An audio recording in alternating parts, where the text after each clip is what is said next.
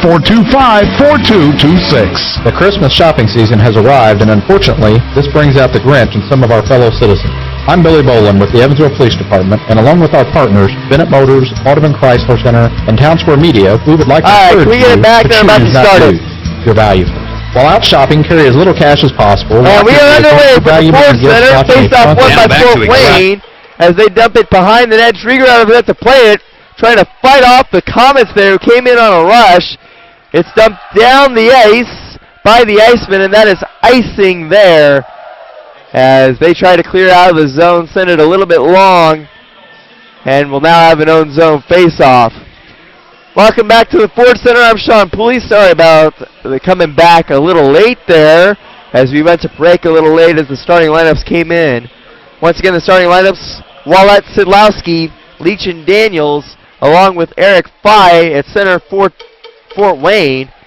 As the Icemen win this draw, they're looking to bring it up the ice off the stick of Jim McKenzie. He dumps it behind the Fort Wayne net where Nagle will leave it.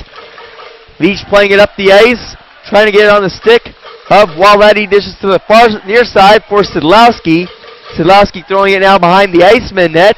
Back there to play it is Johnson. He gets it ahead to Lowry. Lowry getting it through center ice to Jim McKenzie.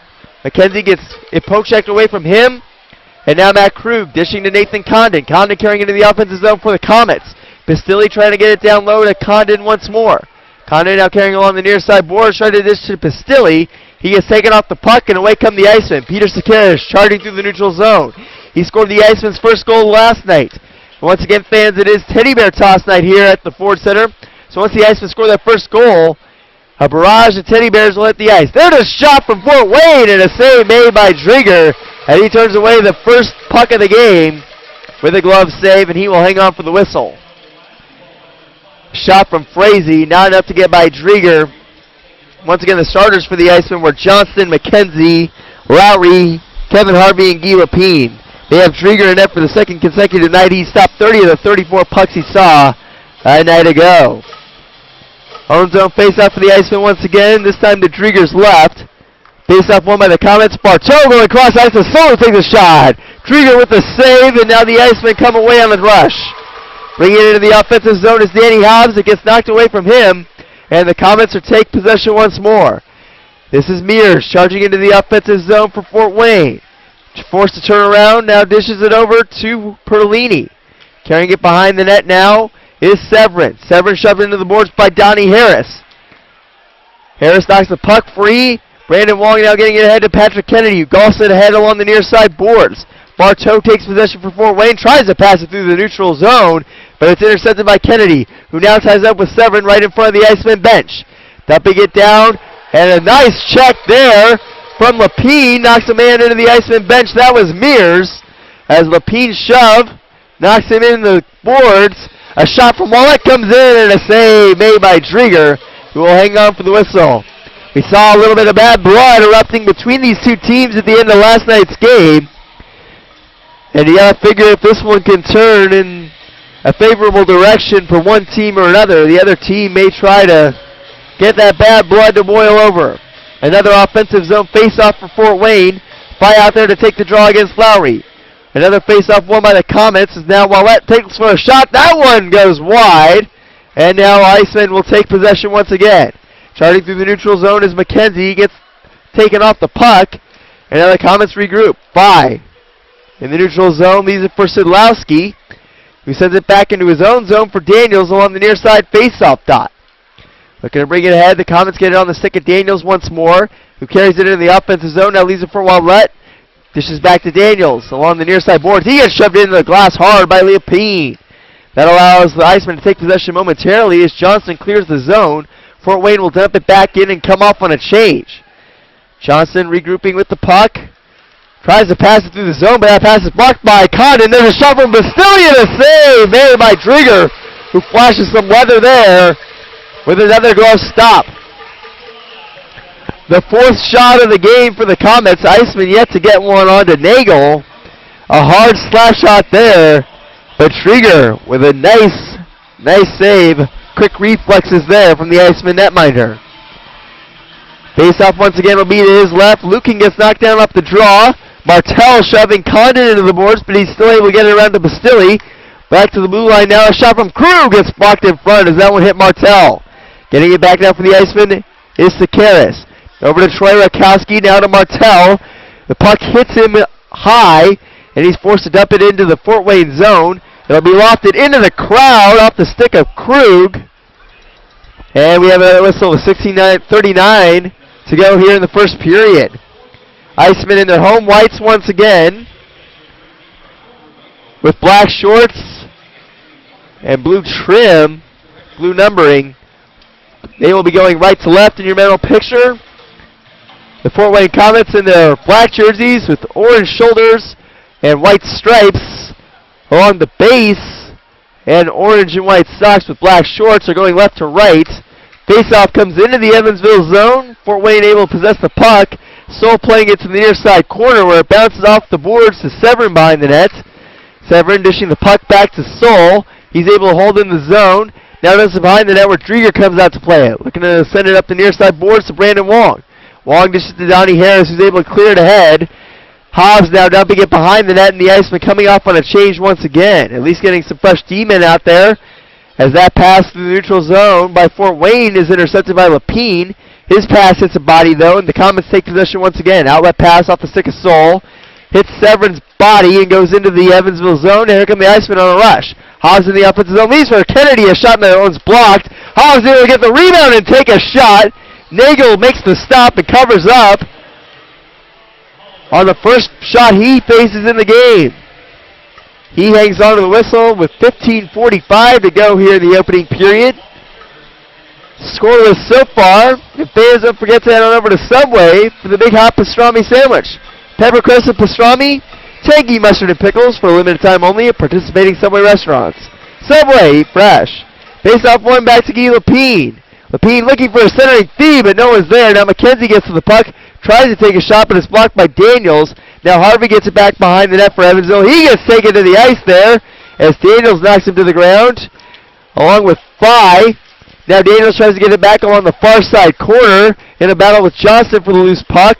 Now Daniels slammed to the boards by Kevin Harvey. Leach gets to the loose puck first, and away come the Komets on a rush. Szydlowski can't get that pass off cleanly, and now McKenzie gets it back in the offensive zone for Harvey. Looking to get it back to McKenzie, couldn't do so. A chance in front for Lowry, but a timely poke check prevents the Iceman assistant captain from getting one on the net. Faille dishing to Wallet, who brings it in the offensive zone, takes a shot at Drieger. It gets deflected off of his body now behind the nets. Wallet gets it back along the near side boards. This is the Krug who takes a shot. It gets deflected high, and now the Icemen get possession on the far side boards. McKenzie lofting it all the way down the ice, where Martin will chase it down for Fort Wayne. Both sides getting some fresh bodies out there as Martin plays it on the near side boards. Krug sending it behind the Iceman net where Rakowski takes over for Evansville. Playing it up the near side boards with Cale Kerbashian. The Iceman's leader in points this season with 16. Sakaris now carrying it in the offensive zone. Leaves it for Lukin. Lukin finds Kerbashian. He gets knocked away from him momentarily, but Cale gets it back over to Martell. He takes a shot. That one's blocked in front by Krug, who tries to clear it, but Martell holds the zone. Takes another shot. Saved there by Nagle. He's able to get it to Condon off the rebound. And now Pastilli charging into the Iceman zone. Wraps it around the net looking for Frazee, but a nice job there by Martell to get in the passing lane. As he intercepts the puck, and the Iceman will try to settle it down. Sakaris going to the near side boards to Rakowski, who will dump it down low. Nagle out of his net will leave it there for Bartow. Bartow looking to set up a rush for Fort Wayne. Dishes to the far side. Carrying it in the offensive zone is Condon. He tries to wrap it around the boards, but Zach Curry's there to take possession for Evansville. Dishes it to Donnie Harris. Harris carrying it up the far side boards, pressured there by Condon, loses the puck, but the Icemen get it back to Brandon Wong in the offensive zone. Wong leaves it for Haas, who takes a shot. That one's going to be blocked in front. Now Kennedy getting it back for the Icemen. Gets taken off the puck by Bartow, but his pass is taken by Hobbs. Hobbs with a pass. It gets deflected off the stick of Mears all the way down the ice. Mears charging hard, able to win the race for the puck with Donnie Harris. He gets poked free while Curry doing battle with Severin along the near side boards. Severin able to win it back, and with the help of Faille. Now battling Curry behind the nets. Trying to wrap around. Curry diving in the path of that shot. Knocks it free as Kennedy will play it to the near side boards. Wong trying to chase it down, but it was a little wide of him. as Daniels gets it to Leach. That pass intercepted though, and there going to be Icemen charging in. Breakaway chance, saving feed from McKenzie, but he can't put it on the net. As he had a chance to get it to Wong there, but Fort Wayne instead takes possession. A great chance there from Jim McKenzie. And now Szydlowski dumping it in behind the net for Fort Wayne. Johnston looking to get it ahead to Harvey. Harvey tied up with Wallette there. Now Johnston trying to get into the fray, but Wallette's able to get it freed up to Krug. Krug over to Bartow. Actually make that Martin who takes a shot. It cranks off of his skate and just dives in front of Drieger, who will pounce on it. He will hang on for the whistle, and we will take our first break. You're listening to Evansville Icemen Hockey on ESPN Evansville, 105.3. Attention all women with excess belly fat. Research proves that people who carry fat in their midsection have a higher risk of heart disease, stroke, high blood pressure, and even cancer. If this is you, we have good news, because women who need to lose 30 pounds or more instantly qualify for a free trial of new Garcinia Cambogia, a powerful weight loss brand that actually burns fat without starving yourself. That goalie mask can be intimidating. To experience the most dramatic weight loss results, you must be a female over the age of 25 and need to lose over 30 pounds. Call now for your free full-size trial. 1-800-757-6026. A famous clinical study proved that the key ingredient in Garcinia Cambogia causes significant weight loss. So if you need to lose more than 30 pounds, call now and instantly qualify for your free trial of new Garcinia Cambogia. Strict limit of 1 per household. 1-800-757-6026. That's 1-800-757-6026. If lines are busy, try again. 1-800-757-6026. Now back to exciting Evansville Icemen hockey on ESPN Evansville 105.3 and ESPNEvansville.com. Welcome back to a packed Ford Center. I'm Sean Pooley. Icemen and Fort Wayne Komets tied up at 0 apiece. Sakaris charging in the offensive zone with a shot. Save made by Nagle though as he gets the glove on it. Sakaris with a good try there. One of the best the Icemen's had so far. We'll talk to him later tonight. Peter Sakaris had the first Iceman goal last night, and Coach Mullins, in our interview with him yesterday, said that Sakaris has been one of the X factors for this team. A huge helper for success has been Sakaris. Martin gets the puck off the draw, looks to get it to the near side boards for Krug, who gets it ahead to Bastilli. Kerbashian pressuring him, forcing it back into the Fort Wayne zone. That pass goes off the skate of Bastilli. Lukin charging hard. Krug cuts him off, though, before he can get to the loose puck in the offensive zone. Now Krug gets it back, looking to get it ahead to Frazee. He's able to clear it down the ice. It goes off the stick of Lapine back into the Evansville zone. Johnston gets it. Outlet pass along the near side boards. Kerbashian can't corral it. Now charging in the offensive zone is Bartow. Centering feed. He misses Severin. And a great chance there for the Komets. Johnston gets it back for Evansville. Loses it though, and the Komets take possession once again. Soul going cross ice to Bartow. Trying to send it around the boards is Bartow. He leaves it now for Mears. Mears carrying it along the far side. Leaving it for Perlini, who dishes to Severin. Severin now pressured along the half boards. Dumps it behind the net for Mears. Carrying it up along the far side. A chance in front. A save made by Drieger, who stops that attempt from Perlini. A great stop there from the Iceman netminder on a point-blank try. 11:01 to go in the opening period. Icemen and Komets are scoreless so far. This season, Evansville has been outscored in the first period 28-17, including a -11 downfall in the first 10 minutes of the period. Iceman able to get it ahead. Colin Murray now playing it to Matt Lowry. Charging in, a shot and a save made by Nagle on Lowry's shot from the point. And Nagle will hang on for the whistle. The Icemen not trailing by shots that much in the opening period. Just a 191-201 advantage for opponents in the first period. Icemen will have an offensive zone face-off to Nagle's left. Draw one back to Martell, who takes a shot. Save made by Nagle, and the Komets come away with it. This is Faille carrying it ahead for Fort Wayne. Trying to dump it towards the front of the net for Szydlowski. A nice poke check from Rakowski prevents him from getting a shot off. And now it's sent around the boards. Martell able to play it ahead to Murray. Murray charging ahead. Dishing it over to McKenzie. He has the shooting lane. He sends it wide. Now behind the net, Murray working with it, looking for a wraparound try, but a poke check from Daniels stops him in his tracks, as now Fort Wayne able to gather it along the near side boards. Faille dishes to Wallette, carrying it into the offensive zone, a dish to Leach, who takes a shot, save made by Drieger, and he will hang on for the whistle. Wallette now having words, I believe, with Lowry. Actually, well, yeah, maybe McKenzie, and indeed it is.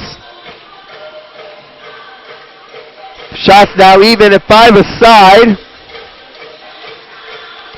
On a packed night at the Ford Center, once again it is teddy bear toss, mates.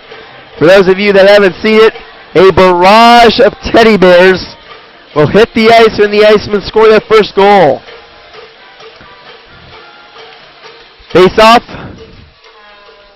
Won eventually by Evansville. As now Kennedy gets it ahead off the stick of Hobbs. Kennedy carrying it into the offensive zone, trying to wrap it around the boards for Danny. Danny able to get there, but not able to corral it cleanly. And that allows the Komets to play it ahead to Bastilli. Bastilli going over to the far side, gets it to Frazee. Frazee takes a shot, that one well high. It rattles around behind the net now, where Condon's able to recover and gather it. Now looking to go behind the net, instead he dishes along the near side boards, playing it to Frazee. Frazee dumping it back down low for Condon. He's pressured by Curry. And Curry able to knock it away, and away come the Icemen. This is Harris bringing it through the neutral zone. He takes a shot from center ice. It deflects off of Nagle into the netting, and we will have a whistle with 9:21 to go in this opening period. Icemen trailing. Actually, they're not trailing. It's a tie score, as it's a 0-0 tie thus far. Both teams getting some quality looks early on, but have not been able to get a clean goal on the board. McKenzie off the draw, trying to work it down low. Harvey gets stood up, but is able to get it over to Lowry. He looks to play it to the far side boards for Johnston. Johnston misses the puck and now has to regroup at center ice. This is Lowry sending it back into the offensive zone for the Icemen. Fort Wayne able to regain the puck, though, and bring it through the neutral zone. This is Mears. He's shoved into the boards by Lapine. Perlini now knocked out the puck by Johnston. Crowd getting excited there as Johnston, with a forearm shiver, able to knock a man off the puck. McKenzie with a shot and a save made by Nagle, as he will hang on once more for the whistle. Jim McKenzie with a couple of quality looks thus far. 8:43 to go in a scoreless contest in the first period. Icemen now leading in the shot department 7-5. As I mentioned, that's a key for Evansville, as Fort Wayne has a 12-1 record without shooting opponents. Face off one, Martell with a shot and a save made by Nagle. Now try in front, but Kennedy's pass goes off the body of Nagle, and the Icemen are unable to put it in. Hobbs getting it back now for Evansville. Looking to play it around the net to Wong. Wong up to Kennedy along the far side. Looking for Hobbs getting towards the front of the net, but unable to find Danny's stick. It goes off of the blade of Rakowski, and that'll be a whistle as the puck goes into the crowd. Daniels and Rakowski both going for the puck at the same time. It squirts into the crowd, and we have a whistle. Attention Icemen fans, what are you dreaming of? The Hoosier Lottery is dreaming of a stronger, safer, smarter Indiana. Since 1989, the Hoosier Lottery has given more than $4.3 billion to good causes in Indiana. Face off, won by the Icemen. There's a huge open ice collision as Krug knocks the Karras down. And now we're going to have a fight. We're going to have a fight as Johnson dropped the gloves, and he's going to go with Krug. Krug dropping his hands, waiting for Johnson to make a move on him. Still dancing around, still feeling each other out. Who's going to be the first one to lock up here? Referees are almost looking at him like, if you're going to do it already. And finally they do. Krug with some rights. He's missing primarily there. Johnson with a nice shot to the jaw. Johnson throws some hard rights. Now Krug trying to push Johnson backwards. They're tied up in close. Now Johnson gets his hand free. Now throwing some lefts. Barrage Krug with some lefts. Krug with an overhand right now, an uppercut. Now pulls Johnson's jersey over his head and throws him down to the ice. Matt Krug taking Daniel Johnson's jersey over his head. able to pull the Iceman D-man to the ice. Johnston landed some good jabs until Krug, able to use his size, takes Johnston to the ice.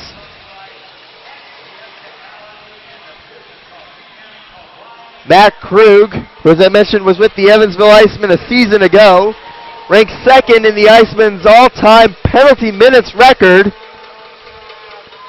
with a total of 317 all accumulated last season. A single-season Iceman record for Matt Krug as him and Johnson squared off there.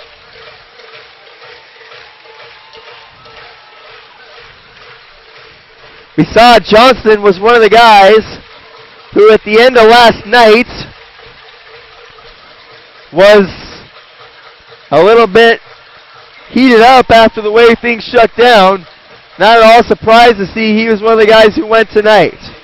Face-off won by the Iceman. Kennedy takes it on the far side. Morris takes a shot. Save made by Nagle.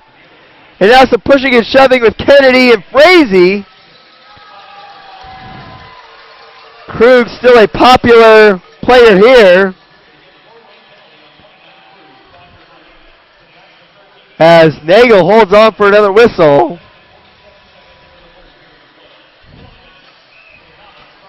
Icemen and Komets still scoreless, 8:07 to go, opening period.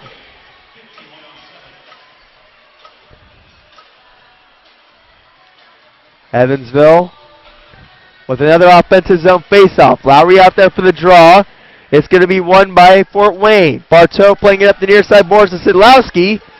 Unable to get out of the zone. Now Faille able to clear it. Gets it over the far side for Martin, who will carry it into the offensive zone. He stops, throws it toward the near side corner, where Fort Wayne will take over.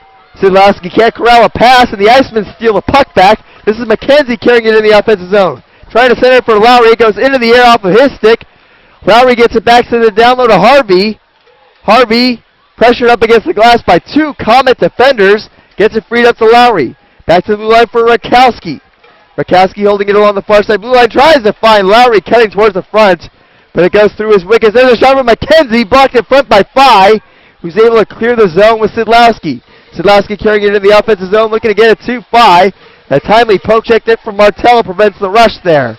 Lucan carrying it in the offensive zone. As Martell throwing it toward the front of the net for him. Martell can't get to the loose puck now. Dishes it behind the net for Sakaris. Lucan centering feed, but only Fort Wayne defenders in the area. And the Komets come away with it. This is Severin. Severin looking at addition to Solar. Look, dive from Jerry Lucan, though. Interrupts that pass, and the Icemen are able to clear it. Carrying it through the neutral zone now for Fort Wayne is Severin. He gets his stick lifted by Sakaris. And the Icemen now trailing the play. Looking to get it back. And it looks like we are going to have another scuffle behind the play as Rakowski's tied up with Mears. No gloves dropped there. Just a heated exchange. Referee separating them. Rakowski escorted to the box, or escorted to the to the player bench. Looks like Sakaris will skate to the box as the Icemen had a delayed penalty coming. We'll take a break and sort it out. You're listening to Evansville Icemen Hockey on ESPN Evansville 105.3.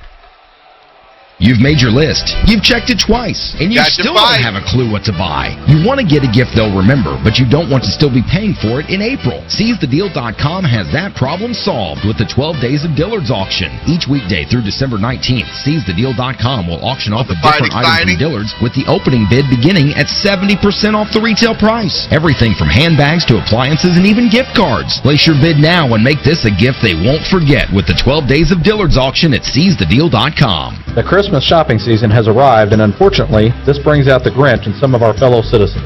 I'm Billy Boland with the Evansville Police Department, and along with our partners, Bennett Motors, Audubon Chrysler Center, and Town Square Media, we would like to encourage you to choose not to lose your valuables.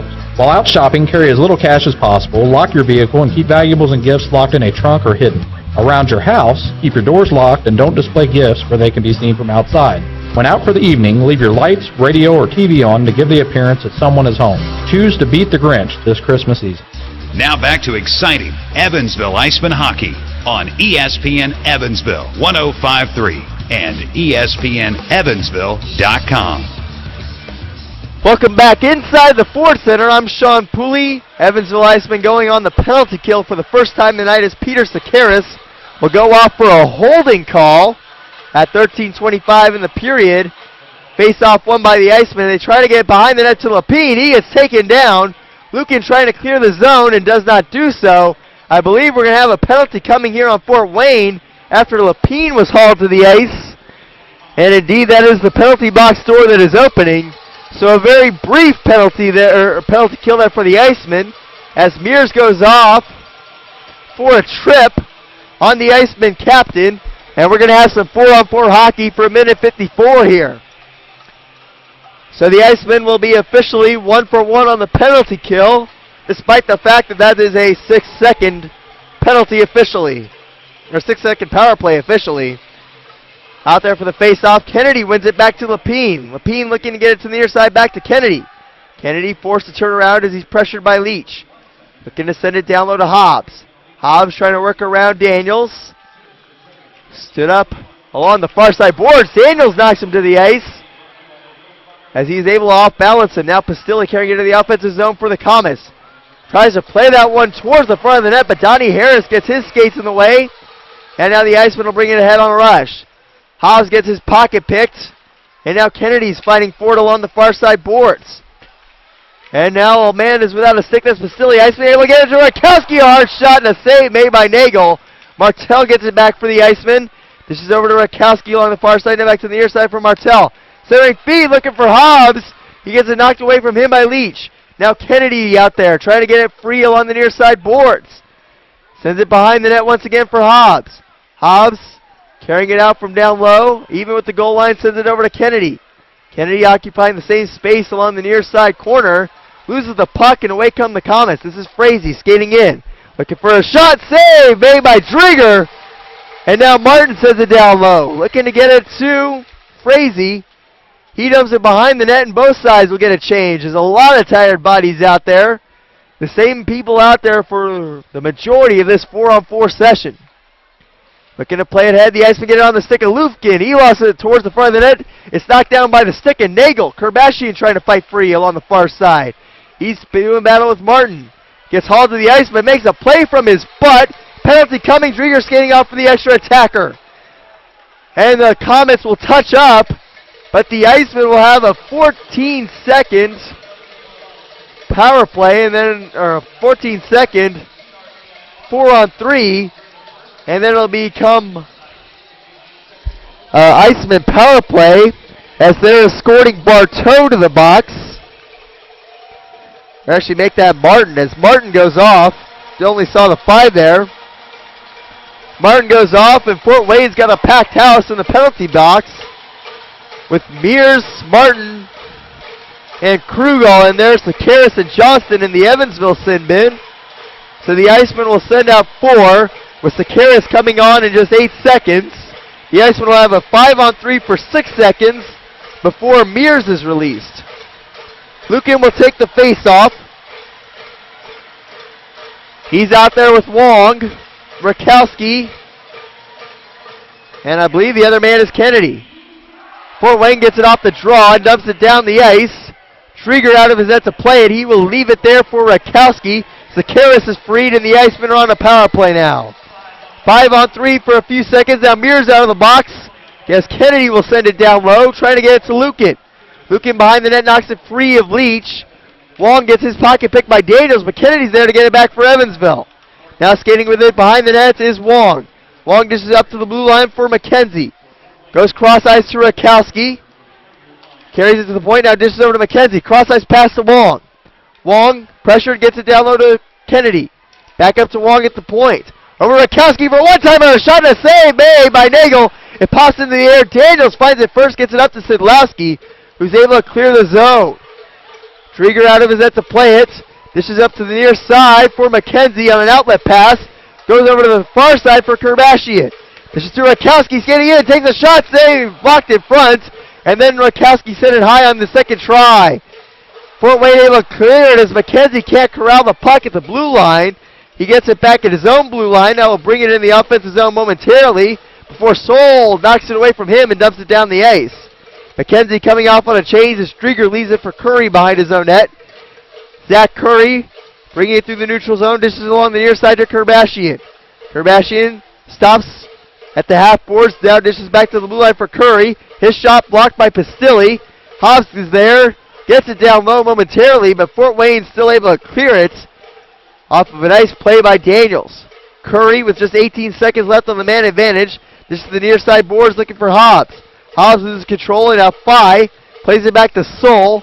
Up ahead to Szydlowski, carrying it in the offensive zone, takes a shot, save made by Trigger. And he will hang on for the whistle with 2:47 to go in the opening period. Martin 55 seconds away from his release as he went off for tripping to set up this Iceman power play. But once again, the Iceman man advantage has really struggled here at the Ford Center. Just 2 goals all season here. Offensive zone faceoff for Fort Wayne, shorthanded, as Perlini will take the draw. Martin standing in the penalty box, just 4 seconds left on his minor. There's enough time for this faceoff to be won, as Perlini gets possession, slammed into the boards by Lapine, and that will free up the puck as Johnston out of the penalty box now. For the Iceman, plays it to Lapine, as Lapine gets it ahead to Lukin. Lukin carrying it through the neutral zone along with Murray. They lose control of the puck, and now Mears takes possession once again for Fort Wayne. He will dump it in onto Drieger, who will hang on for the whistle, as Mears had fought his way around a few guys and was the first one to get there. Now he shoves Lapine. I don't like that idea if you're Mears. You're giving up a lot of size there. And Lapine quickly shoves him backwards, as Mears giving up 4 inches and a good 40 pounds to the Iceman captain. Those guys are separated before more can come out of it. Mears want to pick his targets better. I think Lapine would be one of the last few guys I would mess with on this team. Looking for the face-off will be Brandon Wong, as he's going to take it to Drieger's left along with against Perlini. Iceman win the draw as Wong gets it back to his college teammate, Zach Curry. Donnie Harris plays it ahead. It hits the stick of Hobbs, but trickles all the way down for icing on Evansville with 2:11 to go in the opening period.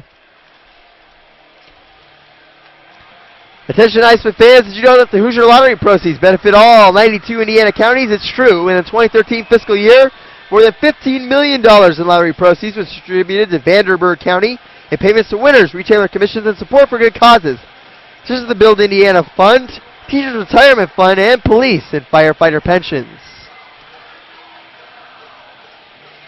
Iceman getting their alignment set up as Wong takes the draw, gets it back to Curry, who can't corral it cleanly. Now in a battle with Faille along the near side boards. Faille gets it free, tries to throw it towards the front of the nets, but that pass rattles around to the corner. Now Wallette gets it, tries a wraparound shot, and another try from Szydlowski right there. But Trigger with a big save. Wong take it to the ice. Now Hobbs charging ahead for Evansville. Carrying it around the back of the net. Centering feed. Can't get a friendly body to touch that one. As the Icemen play it back to their own blue line for Johnston. Johnston ahead to Kennedy. Will pitchfork it down the ice. It hits a Fort Wayne body before it can get in their zone. And now Szydlowski carrying it in the offensive zone. Wallette shoves off the puck by Johnston, who sends him into the boards. A couple of bodies hitting the ice now. A centering feed for Faille, but he's pressured there. Big check on Faille by Lapine. It trickles on to Drieger, who will hang on for the whistle with 1:19 to go in the opening period.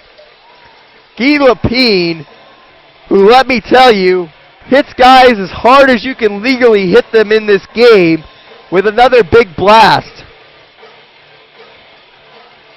What a shot there from Lapine, as he just rams into Faille, no small guy. Faille standing a good 6 feet tall, just knocked to the ice with ease by Lapine. Face-off won by the Komets. Frazee can't get the shot off, And now Martell takes possession for Evansville. Martell looking to play up the near side boards. His pass intercepted by Pastilli, who carries it in. Leaves it for Frazee. A shot and a save made by Drieger. The puck rattles around the far side corner, where it'll be picked up by Rakowski. Rakowski to the far side for Lowry. Lowry tried to save it for Rakowski, who plays it with a high stick on to Nagle, who will hang on for the whistle. And Nagle getting a little bit of a whitewashing there. And now some pushing and shoving as Lowry taking exception down low. We've seen him go a few times this season. Him and Pastilli have to be separated. Harvey now talking. It looks like calmly by Harvey standards with Daniels. And it looks like the referees now chatting there. As down low McKenzie having words with Leach. A couple of referees separating them as the both linesmen ushering McKenzie to the bench. Or at least away from the situation. McKenzie allowed to stick around out there. Once again, the same refereeing crew as last night. Zach Blazik is the referee. The linesmen are Patrick Richardson and Ryan Madsen. Faceoff will come to Nagle's left. Lowry, Harvey, McKenzie, Johnston, and Lapine. Lowry ejected from the draw. McKenzie will step in, and he will go against Pertolini on this faceoff. Wins it back cleanly to Johnston, who takes a hard shot. Save made by Nagle.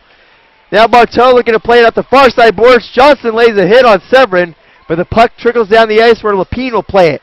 Gets it on an outlet pass to Harvey, who dumps it behind the net for McKenzie. McKenzie can't get to the puck before the Komets do, though, as they try to play it ahead. Iceman able to hold his own off the stick of Johnston. Far side pass for Lapine. He hits a body in front. That was Mears. Now Lowry trying to put the puck free along the near side boards. A couple of bodies going to the ice. Harvey knocked down. Looking for a call as he was sent to the ice. It'll be dumped in by Lapine once again. And the Iceman will come off on a change as Bartow retreats into his own territory to get it with 11 seconds to go in the period. This is Mears bringing it into the offensive zone where the Iceman will take control.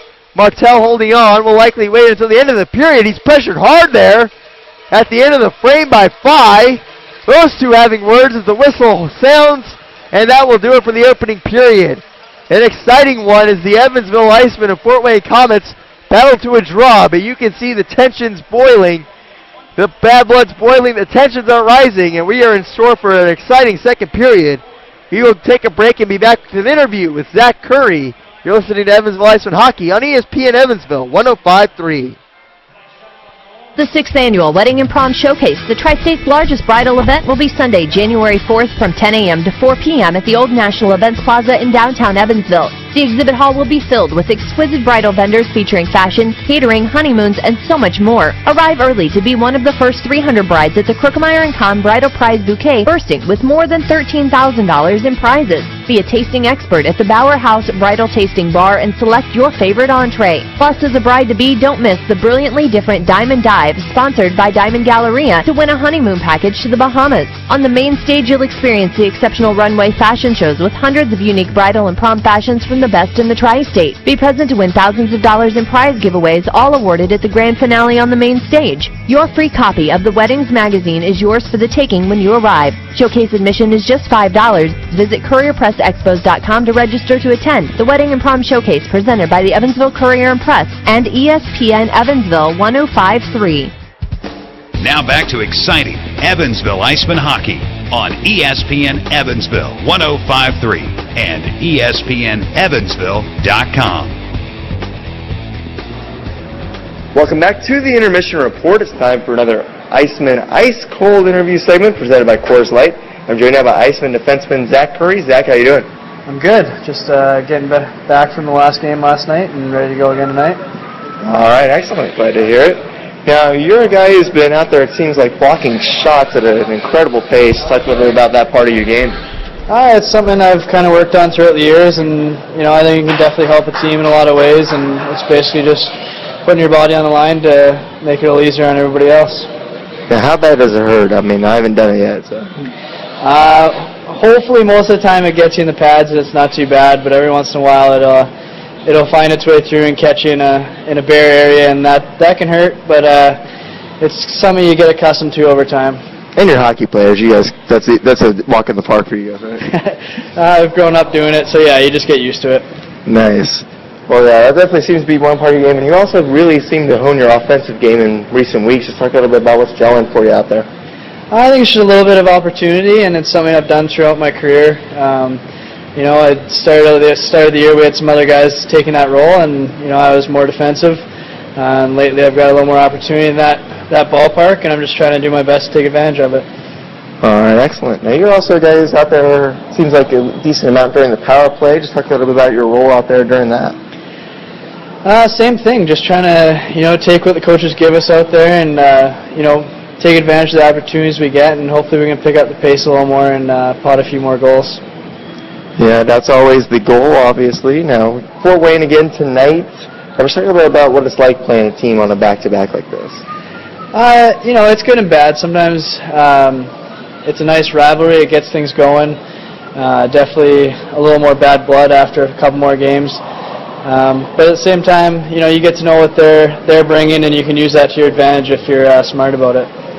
All right. Now, you saw them last night. What are some of the things that they are bringing? They're pretty fast and they're skilled. They're going to take advantage of the opportunities they get, so we just have to limit those and play our own game. All right, excellent. Now, you obviously have one of your college teammates here, too, in Brandon Warren. Talk a little bit about what it's like to be united with him. It's awesome. I only got to play 1 year in college with him. He was a senior when I was a freshman. But it's always nice to play with guys you have some background with. We actually live about 2 minutes away from each other back in Victoria as well, so I've known him for a long time. So it's nice. It's nice to play with guys you know. All right, now you mentioned growing up near him. Is he someone that you knew growing up and kind of followed his career path? A little bit. I mean, he was a little bit older than me, but I definitely knew him. Knew him throughout the hockey circles. I didn't necessarily hang out with him a ton, but I definitely, trained with him a little bit and saw him around the rinks and played with him a little bit here and there. So there's definitely a factor of knowing each other growing up, and then we went to college together, which was an added bonus. All right, excellent. Now, you mentioned the rivalry with Fort Wayne. You obviously got to be here last year. A couple of guys from Fort Wayne were here last year. Just talk a little about what it's like seeing those guys again and now playing against them. Yeah, it happens a lot with this league. Guys move around a lot, and obviously Fort Wayne's close to Evansville as well, so that adds a bit more to it. It's interesting playing against them because you know them, they're your friends off the ice, but at the same time, you have to treat them just like anybody else when it comes down to it. It's a game, it's a competition, and they're going to take what they can, and you got to do what you can to take everything away from them as well. All right, excellent. Now, Teddy Bear Toss night tonight. Just talk a little bit about how all those bears coming onto the ice affects the game. I think everybody at this level has done it a lot. Obviously, there's going to be a bit of a break after that first goal scored for us, but it's it's a great cause and it's something that everybody looks forward to. So we're ready for it, and we just got to be ready to get right back to it once we get back to the game. Is there an added pressure on you guys to get that goal so fans get to throw those bears? Maybe a little bit, but I don't really think so too much. I think we just go out there and play, and we're going to get that goal. We're going to do what we have to get that goal, and we got bigger things on our plate than worry about that. Oh, I'm sure, obviously. Now, defensively, just talking about how you feel like the team's kind of been gelling out there. You guys seem like you've been switching up pairings a little bit lately. Yeah, well, we got a new guy in Martella last night in his first game, and it's just something that we've been focusing on and practicing as a team. And it just takes time, and hopefully we're coming into our own and we can, gel a little more and get back to it and, really solidify for down the stretch here. All right, excellent. Now, Chris Drieger in that again tonight. I'm just talking a little about how you feel he's played in his rookie year. He's been great. We've lost him a couple times up to the AHL there, but every time he comes back down, he's been solid for us. He's been reliable, and it's always nice to have a goaltender that's going to be like that. We've been lucky. We've had other guys step up for us too. But Chris has been great, and we're excited to have him in there. All right, perfect. Now, obviously you played here last year, playing here this year. Just talk a little bit about some of the differences you've seen in the team from last year to this year. Well, I was only here for a little bit at the end of the year last year. But, we just have a really hard working group of guys this year, and, there's a lot of dedication, a lot of guys doing all the little things outside of the rink. away from the rink, you know, in the gym and on the ice after practice and stuff like that. So that's been really nice to see. All right, now you mentioned you were here at the end of the year last year. Was this somewhere that you wanted to come back to at the start of the season? Yeah, I mean, obviously when I went into the off season, I wasn't sure where I was going to end up. But you know, with the short time I was here, I enjoyed it. I like the city and I like the people I met around here. And obviously, with Dwight getting hired, I talked to him over the summer, and it seemed like a good fit for me. All right, perfect. How do you feel his system kind of fits your style of play? We use a few systems I've played in the past, but at this point, I think we've all played almost every system at some point or another. I like moving the puck fast. I like moving the puck up to the forwards and let them do some of the work, and that's definitely something we want to be doing here. We work with the systems he gives us, and so far they're coming together. One thing that's also been coming together, it seems like of late, is the penalty kill. Just talk a little about how you guys are feeling about the penalty kill out there. I think we just, we go out there with a mission, and obviously that's to keep the puck out of the net. It's always a little more intense when you're one man down, a little bit of pride doing that job, and I think we got a lot of guys that take pride in doing that, and it's turned into some success for us. All right, that's all the questions I had. Do you have anything that you want to add? Maybe not even hockey related?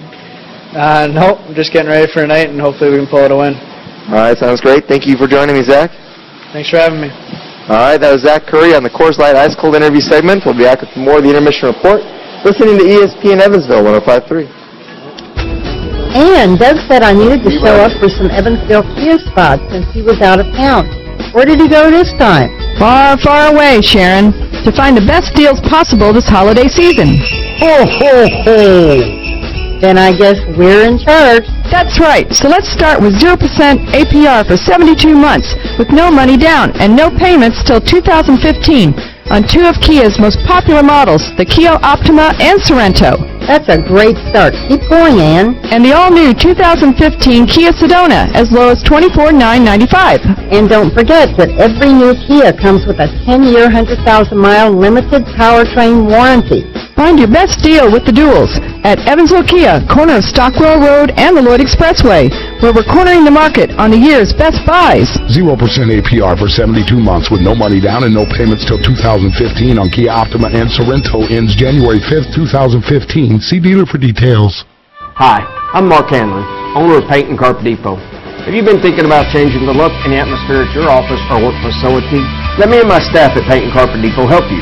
We've been in business for 19 years and have the experience and knowledge to get the job done quickly and professionally. We're willing to work around your business hours to get your new floor coverage installed so your work schedule is uninterrupted. Come see our newly remodeled showroom and the newest and most current commercial products available. No job is too big or too small for Paint and Carpet Depot. You've made your list, you've checked it twice, and you still don't have a clue what to buy. You want to get a gift they'll remember, but you don't want to still be paying for it in April. SeizeTheDeal.com has that problem solved with the 12 Days of Dillard's auction. Each weekday through December 19th, SeizeTheDeal.com will auction off a different item from Dillard's with the opening bid beginning at 70% off the retail price. Everything from handbags to appliances and even gift cards. Place your bid now and make this a gift they won't forget with the 12 Days of Dillard's auction at SeizeTheDeal.com. Now back to exciting Evansville Icemen hockey on ESPN Evansville 105.3 and ESPNEvansville.com. Welcome back inside the Ford Center. I'm Sean Pooley. Icemen and Komets scoreless after the first. A very busy first period. Hard hitting, a lot of physicality. While it may not be a high-scoring affair, it has been a fun one for what is an almost packed house here at the Ford Center on Teddy Bear Toss nights. We'll get you the official attendance later on. But be that as it may, the Icemen leading in the shots department after the first period, 12-8. Something we really haven't seen from this Evansville Icemen team much this season. Icemen 0 for 2 technically on the power play. But one of those power plays lasted 6 seconds. Fort Wayne 0 for 1, but once again, their power play lasted 6 seconds as it was negated by the tripping minor on Garrett Mears. Jonathan Martin also went off for tripping. That gave the Icemen their second power play. The only minor penalty of the period for the Icemen was on Peter Sakaris. Once again, the Icemen come into this game averaging a league low 70 70 minor penalties on the season. So the Icemen have really been playing some pretty clean hockey and avoiding those shorthanded situations. There was that first period fight between Matt Krug and Daniel Johnston. Krug took some heavy blows from Johnston, a good left-handed jabs, but in the end was able to pull Johnston's jersey over his head to prevent any further damage from the Icemen defenseman. Krug, as I mentioned, the Icemen's single-season leader in penalty minutes with 317 a year ago. That puts him in second place all-time in Evansville Icemen history. Kevin Harvey, depending on what he decides to do this season, may try to break that mark. We'll see if that is indeed what will happen. We give you a look at what else is going on in the ECHL now. The Indy Fuel, on their trip to Florida, playing the second consecutive night against the Everblades. Of course, the Fuel get to go to Florida, and I don't. They are in a tie with the Everblades 3-3, that one getting set to go into the third period. We saw those two teams in a close struggle a night ago as the first place Everblades were able to come away with a win. Tonight, the Fuel and the Everblades tied at 3. Elsewhere in the South, South Carolina and Greenville knotted up at 1.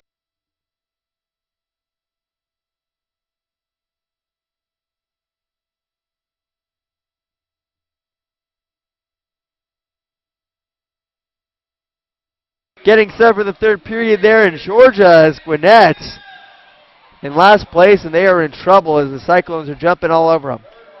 Wheeling and Reading for the second consecutive night. The Royals are tied with the Nailers in this one, 1 apiece. That one in the third period. Toledo leading Kalamazoo by a score of 3-2 as the Walleye looking to avenge their loss to the Wings last night. Allen leading Brampton 1-0. Wichita leading Rapid City by a score of 2-0 at the end of the first period there at Intrust Bank Arena. Quad City trailing Tulsa 1-0. Stockton at Colorado, Alaska at Idaho, and Utah at Bakersfield still on the way here tonight. Give you a look at the league standings. Once again, the Fort Wayne Komets leading the North Division and the league with 34 points, a 17-4 record. They've won 6 in a row coming into tonight and 8 of the last 10 as the Komets remain in first place. The Toledo Walleye still on their tails, just 2 points back. Wheeling 10 back, Cincinnati 14 back, but they look to be on their way to 2 points, holding a 4-0 lead. The Kalamazoo Wings also 14 points back. Evansville 16 back, and the Indy Fuel are 20 points out of first place as the Komets have been on an absolute roll. In the East Division, it's the Florida Everblades out in front. The Elmira Jackals, the Icemen's next opponent on Wednesday night, in second place with 29 points. Greenville 5 back at 28. Orlando 7 back. Reading and South Carolina both 9 back. And Gwinnett 18 points out of first place. And as I mentioned, getting drubbed right now by Cincinnati. The Gladiators have won just 2 of their last 10 games. The Allen Americans leading the Central Division with 31 points. They've won 4 in a row and 8 of their last 10. The Tulsa Oilers just 2 points back. Quad City now 8 back. Wichita is actually 9 back. The Missouri Mavericks 11 back. Rapid City 15 points out. And the Brampton Beasts are 16 points out. Idaho leading the Pacific Division in a tie with Ontario. The Bakersfield Condors sit a point back. The Colorado Eagles 6 back. Utah 8 back. The Stockton Thunder 9 back. And the Alaska Aces are 10 points out of first place. We will take a break and be back with the start of the second period. You're listening to Evansville Icemen Hockey on ESPN Evansville 105.3. The 6th Annual Wedding and Prom Showcase, the Tri-State's largest bridal event, will be Sunday, January 4th from 10 a.m. to 4 p.m. at the Old National Events Plaza in downtown Evansville. The exhibit hall will be filled with exquisite bridal vendors featuring fashion, catering, honeymoons, and so much more. Arrive early to be one of the first 300 brides at the Crookmeyer & Kahn Bridal Prize Bouquet, bursting with more than $13,000 in prizes. Be a tasting expert at the Bauer House Bridal Tasting Bar and select your favorite entree. Plus, as a bride-to-be, don't miss the brilliantly different Diamond Dive, sponsored by Diamond Galleria, to win a honeymoon package to the Bahamas. On the main stage, you'll experience the exceptional runway fashion shows with hundreds of unique bridal and prom fashions from the best in the tri-state. Be present to win thousands of dollars in prize giveaways, all awarded at the grand finale on the main stage. Your free copy of the Weddings magazine is yours for the taking when you arrive. Showcase admission is just $5. Visit CourierPressExpos.com to register to attend the Wedding and Prom Showcase presented by the Evansville Courier and Press and ESPN Evansville 105.3. Now back to exciting Evansville Icemen hockey on ESPN Evansville 105.3 and ESPNEvansville.com. Welcome back to the Ford Center. I'm Sean Pooley, the Icemen getting set for the second period against the Fort Wayne Komets. It was an exciting physical first period. A lot of big hits. Guy Lapine laying the lumber as usual. Another great night of big, clean hits from the Icemen captain, who was laying some hard shots. Starting lineups back out there for both teams, which is Lapine, Johnston, Lowry, Harvey, and McKenzie for Evansville. Their opposition, Wallet, Faille, Szydlowski, Leach, and Daniels. Once again, Nagle stopped all 12 Icemen shots he saw. Trigger stopping all 8 of the ones he saw in the first period, as the Icemen winning the shots total. Face-off eventually comes to Evansville. Lowry gets it over to McKenzie. Actually has Harvey for a hard shot. And a save made by Nagle with the glove, and he hangs on with 19:47 to go in the second period. Attention Icemen fans, head on over to Subway for the Big Hot Pastrami Sandwich. Pepper crusted pastrami, tangy mustard, and pickles for a limited time only at participating Subway restaurants. Subway Eat Fresh. Face-off one back to Lapine, who takes a shot. It's blocked. And now the Komets come away with it. Charting through the neutral zone. Faille dishes to the far side for Szydlowski, who takes a shot. Save made by Drieger, and the Icemen eventually get the puck back as Johnson plays ahead to McKenzie. He goes cross-ice looking for Harvey, who takes it in front of the Icemen bench. Dumps it behind the nets, where Nagle will leave it for Leach. Leach ahead to Wallet, goes cross-ice now in front of the Icemen bench to Szydlowski. He gesses it to Faille, who dumps it back to Daniels as the Komets dump it behind the Icemen cage and come off on a change. This is Martell playing it ahead. That pass partially intercepted, but eventually the Icemen get it back as Kerbashian charges into the offensive zone. Tries to leave it for Lukin, who gets knocked to the ice by Condon. Now Pastilli gets it back for Fort Wayne, tries to clear it. It goes off of Rakowski's glove to Frazee, who dishes the far side for Marty, takes a hard shot. It goes high, and now Pastilli gets it back. Tries to throw it towards the front of the net. It's checked on to the net by Frazee, but Drieger with another nice save. On the deflection attempt there, it was put perfectly on the net. Now Sakara charging in, tries to throw it towards the front of the net, but misses Kerbashian. There's a shot. It gets deflected wide off the stick of Martell. Kerbashian knocked to the ice as Pastilli plays it into the offensive zone for Fort Wayne. Harris retreats and gets it for Evansville. Looking to set up a rush. He goes to the far side. Martell zipping it over on an outlet pass to Kennedy, who will bring it into the offensive zone for the Icemen. Gets pushed off the puck by Soul. Clearing attempt unsuccessful as Harris holds it in. Now passes it to Kennedy, who gloves it down and sends it behind the net to Wong. Over to Hobbs. Now back to Wong. Low angle shot. It gets deflected high and over the net. And now Curry will take it in at the far side blue line. This is down low to Hobbs. It gets deflected off of his stick as he was attempting a pass to Kennedy and into the netting. We have a whistle with 17:54 to go in the second period. Icemen will have an offensive zone faceoff. Once again, they are in their white jerseys with black pants and blue numbering. White socks with black stripes. They are going left to right this period as the Fort Wayne Komets in their black jerseys with orange shoulders and a white stripe at the bottom and at the elbow pad are going right to left. There's a shot from the blue line. It doesn't get on net. Now Murray gets it back for Evansville. Tries to send it over to Harvey. He loses control, now gets it back. Center zip, but no one in the vicinity. Johnson has to chase it down at center ice. He gets it to Lapine. Reaches back to Harvey, and the Icemen re-enter the zone. Out of his net, Nagle sends it around the boards Wallet's trying to clear, but Johnson pitching in keeps it in the zone. A shot from Lowry turned away by the stick of Nagle. There's a shot from the far side by Murray. Stopped by Nagle as the Icemen get it back towards the top of the zone. Lowry trying to send it down lower. Murray will chase it down. Actually, that's Harvey trying to send it around the net to Murray, but the Komets take possession. Charging ahead for Fort Wayne is Wallet. Gets it along the near side corner. Sends it behind the net for Faille. Faille pressure by Lowry and Lapine. Lapine tees him up. There's a shot. It went wide by Martin. And now Wallet gets it back to the other blue line for Krug. He takes a shot. Save made by Drieger. Now Pastilli with a puck. Carrying it around the net over along the far side boards. Trying to pay it back to Krug. That pass intercepted by Lowry.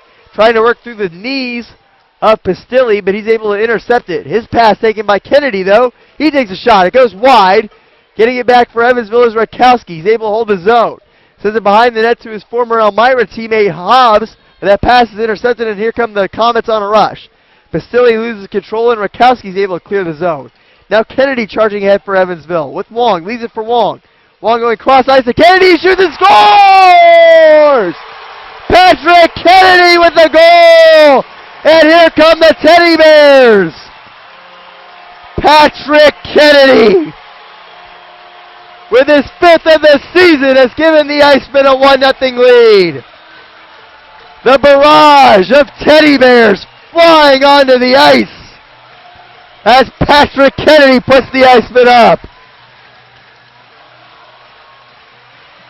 Brandon Wong finding Patrick Kennedy on a give and go.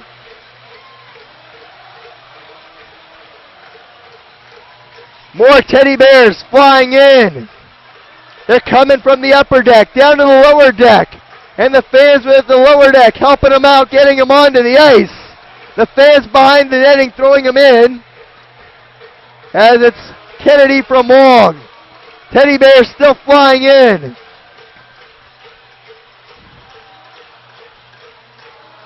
What a great promotion. Once again, these Teddy Bears going to 911 Gives Hope, as they'll be given to underprivileged kids and kids dealing with domestic issues. The police officers will make house calls throughout the holiday season. They will be giving those kids Teddy Bears, and what is truly a great cause here run by the local Evansville Police Department. They get a bad rap, but the police department does a good job as they are throwing the Teddy Bears still onto the ice. A great collection this year as the fans here in Evansville doing a great job at the annual Teddy Bear Toss. As they clean up the Bears, it's a great time to tell you, Icemen fans, are you still searching for the perfect gift? Look no further than sweet, delicious kettle corn. I had some today and it was absolutely fantastic. Available in original or white caramel. Sweet, delicious kettle corn is made locally and is the perfect gift for the foodie on your holiday list. Visit them online at sweetdeliciouskettlecorn.com or give them a call at 812-789-3124. Sweet, delicious kettle corn, your new holiday treats. They are still collecting Teddy Bears. Ben Meisner out there for Evansville as the entire team empties out of the bench to help get those Bears into the bins. The Icicles out there as well, as an army is out there to make sure that this game gets back going soon as the Icemen hold the momentum following Kennedy's goal.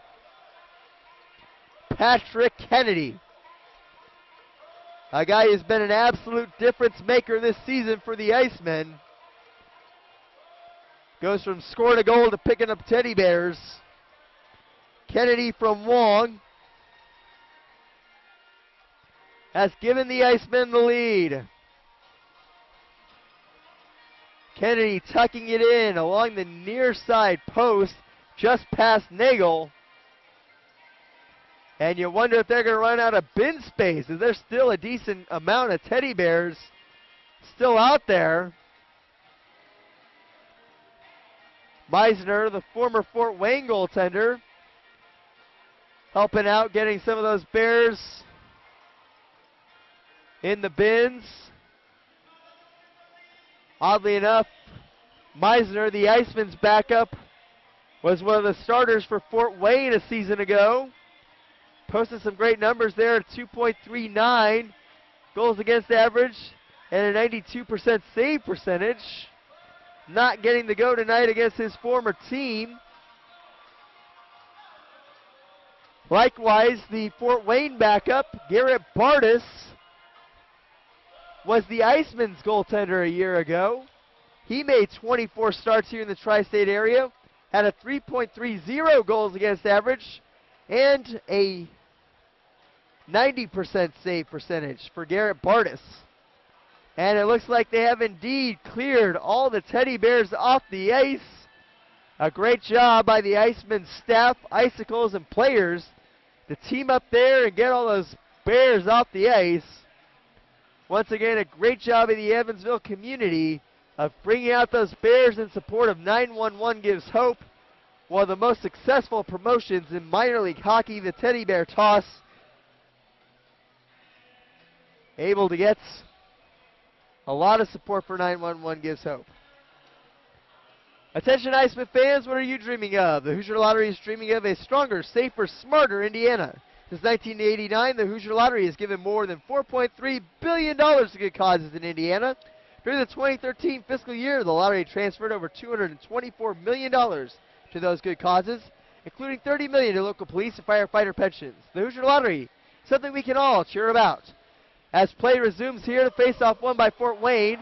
Soul carrying it into his own zone. His pass intercepted by Curry in the neutral zone. He gets knocked away from him, and now Donnie Harris will chase it down along the near side boards. Tries to play it ahead, but Soul knocks it down. Finally gets it back and tries to play it into the Evansville zone, but Curry takes possession. Looking to get it to Kennedy, who knocks a man to the ice. As he dumps Mears. Back behind his net to get it is Harris. Looking to get it ahead to Kennedy. Kennedy can't get it out of the zone. There's a shot that gets blocked in front by Curry. Now Harris shoving a man into the boards along the near side. That's Severin slammed into the glass. Hobbs trying to get it free. It comes to Soul, who's able to hold it in for Fort Wayne. Now Mears looking for a shooting lane. Takes a shot, blocked again by Curry. And now Kennedy gets it back for Evansville, lofts it ahead to Hobbs. Hobbs trying to get in the offensive zone. Taken off the puck by Soul. Soul, the big body defenseman, able to play it around the net to Marteau. Marteau pressured, loses the puck to Hobbs. It squirts over to the blue line now, where it'll be held in by Kerbashi, and actually scratch that, it won't be held in, as the Icemen now have to vacate the zone. It looked like Kerbashi might have gotten it before it trickled out, but now Fort Wayne will dump it in the Evansville zone, where Lapine will chase it down. Lapine playing it off the boards all the way down the ice. Daniels chasing it down in his own territory. Now pressured by Kerbashi, and he leaves it for Leach behind the net. Leach getting it ahead to Faille, dishes to Szydlowski, who shoved up against the boards, now gets it to Faille. Centering feed, misses the stick at Wallette. Daniels trying to send it down low to Faille. He gets tied up with a peen.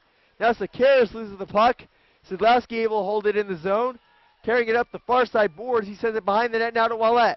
Wallette pressure by Lapine, gets a chance in front, he shoots and takes a shot. Save made by Drieger though, as he gets his body in the way. Big stop there from Chris Drieger. Drieger has stopped all 10 Komets shots he's seen so far. Patrick Kennedy getting the goal that unleashed 1,000 teddy bears.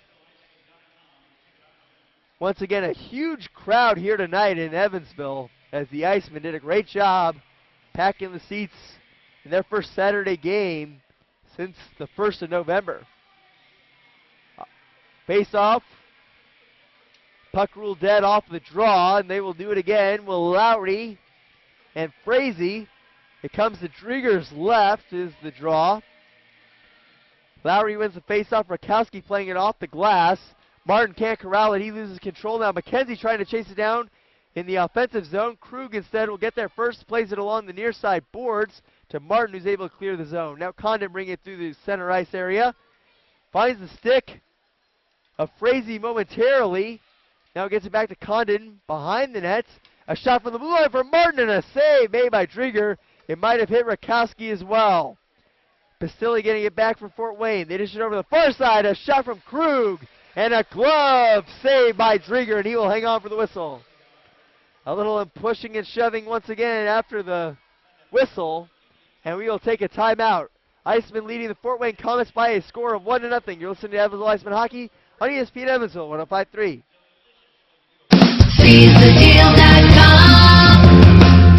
Here's a great way to save money at all your favorite area restaurants and stores. SeizeTheDeal.com offers various deals every day from area retailers worth 50 to 90% off the retail price. Sign up today at SeizeTheDeal.com to receive emails on that day's deals and start saving anywhere from 50 to 90% off the retail price. Visit SeizeTheDeal.com today. SeizeTheDeal.com. The Christmas shopping season has arrived, and unfortunately, this brings out the Grinch in some of our fellow citizens.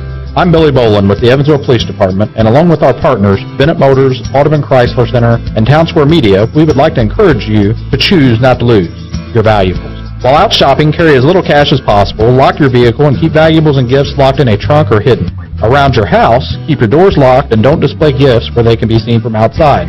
When out for the evening, leave your lights, radio, or TV on to give the appearance that someone is home.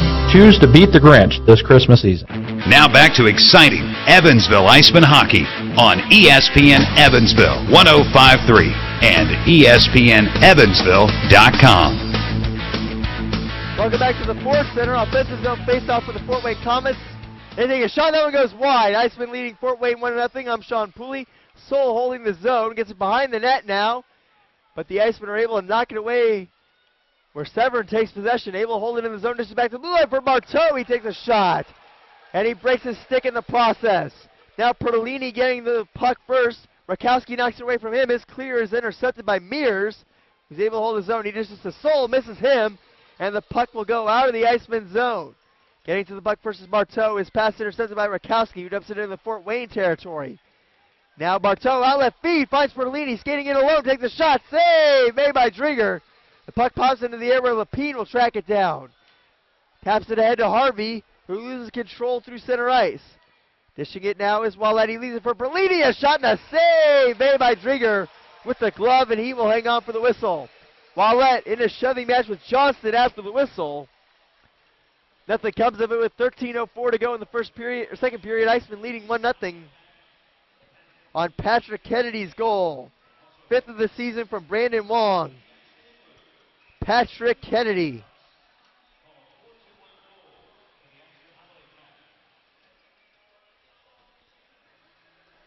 $12 points on the season, averaging better than a point a game. Face-off won by Lapine. He can't clear the zone, though. Finally, Lowry gets it out as he touch passes it to Harvey. Fort Wayne able to take it away. That pass goes off the skates of Harvey, though, as it pops into the air where Daniels will grab it in his own territory. Goes D-to-D with Leach, who gets it ahead on an outlet pass to Faille. Faille skating in all alone and scores as he weaves through the Iceman defense and gets the Komets on the board. Eric Faille on the outlet pass from Daniels, able to light the lamp. It'll likely be Faille from Daniels and Leach as the Komets have tied it. Fort Wayne greeted by a series of boos following Faille's goal. His second, I believe, of the series and 9th of the season. It's dumped down the ice by Fort Wayne off the face-off. Harris retreating into his own territory to get it. Plays it ahead to Murray, who loses control. Harris gets it back. Now gives it to Curry behind the net. Curry looking to get it ahead to Kerbashian. He loses the biscuit. Frazee looking to play it ahead. But Curry gets it back, lofting it down the ice. It goes off of a body and into the crowd. Or at least I thought it looked like it went off of a body. Curry certainly hoping it did. It did not, though, and Zach Curry will go off for a delay of game here. The first penalty of the season on Curry, who had not had a penalty to that point this season. Now that leaves Zach Sternberg as the only Iceman player without a penalty this season. Iceman shorthanded for the second time. The first Fort Wayne power play lasted just 6 seconds. As now Frazee gets it back to the blue line for Pastilli. who plays a little catch with Frazee. Back to Frazee. Over to Basili at the point. Frazee now carrying into the center of the zone. Dishes it back to Basili. Over the far side now to Marteau. Marteau trying to get it down low. It gets knocked away from Mears, who makes a play from his knees. Back to Basili. Over to Marteau. A shot in one wide. Mears tracks it down. Gets it back to Basili. Over to Marteau. Now plays a little catch with Basili on the near side boards. Kennedy able to get to the puck, though, as he takes it away from Basili. Carrying it in the offensive zone shorthanded. Stops, turns around, takes a shot. Glove saved by Nagle. He will dump it behind the net for Marteau. Kennedy coming off the ice. Now charging in the offensive zone to Severin for Fort Wayne. Harris knocks him off the puck. Martin gets it back for Fort Wayne. Sends it to the blue line for Krug. Krug playing it on the backhand. Gets it over to Mears. Mears knocked to the ice. Gets it over the far side for Martin. Martin sending it down low for Severin. He gets pancaked to the ice by Downey Harris. And now a poke check from Hobbs, and the Icemen come in, short-handed chance. Hobbs goes cross ice to Lowry. He sent the shot high. Lowry with a golden opportunity, but he sent it high. And now the Komets coming ahead on a rush. 2-on-1 chance if they hurry, but a nice job by Lowry getting back. Able to pressure the puck and prevent Severin from getting his shot off. Lowry getting it back behind the net, stood up there by Severin, who's without his stick, now picks it up. Lapine gets it ahead for Evansville, able to clear the zone to Hobbs. Hobbs holding it along the near side boards, just in front of the penalty box. He will dump it behind the net and come off on a change. Nagle out of his net. Leaving it there for Krug. Krug up the ice, getting it ahead to Szydlowski. Szydlowski dishing it now. They're skating behind the net with speed. They get it to Krug. Krug takes a shot. It goes high. Curry out of the penalty box to the Icemen to kill off another one. Now getting it down low. There's a chance behind the nets.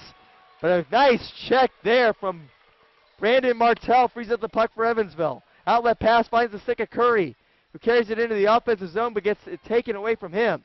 Rakowski able to glove it down. Looking to get it ahead to Lukin. Poke check from Wallette. Gets it away from him. Faille. Sending it back into his own zone for Daniels, who goes cross ice to Leach. Outlet pass for Faille misses, and Johnson will get there first for icing with 9:41 to go here in the second period. Icemen and Komets tied up at 1 apiece. Patrick Kennedy getting the goal for the Icemen, but Eric Faille able to answer with a breakaway strike.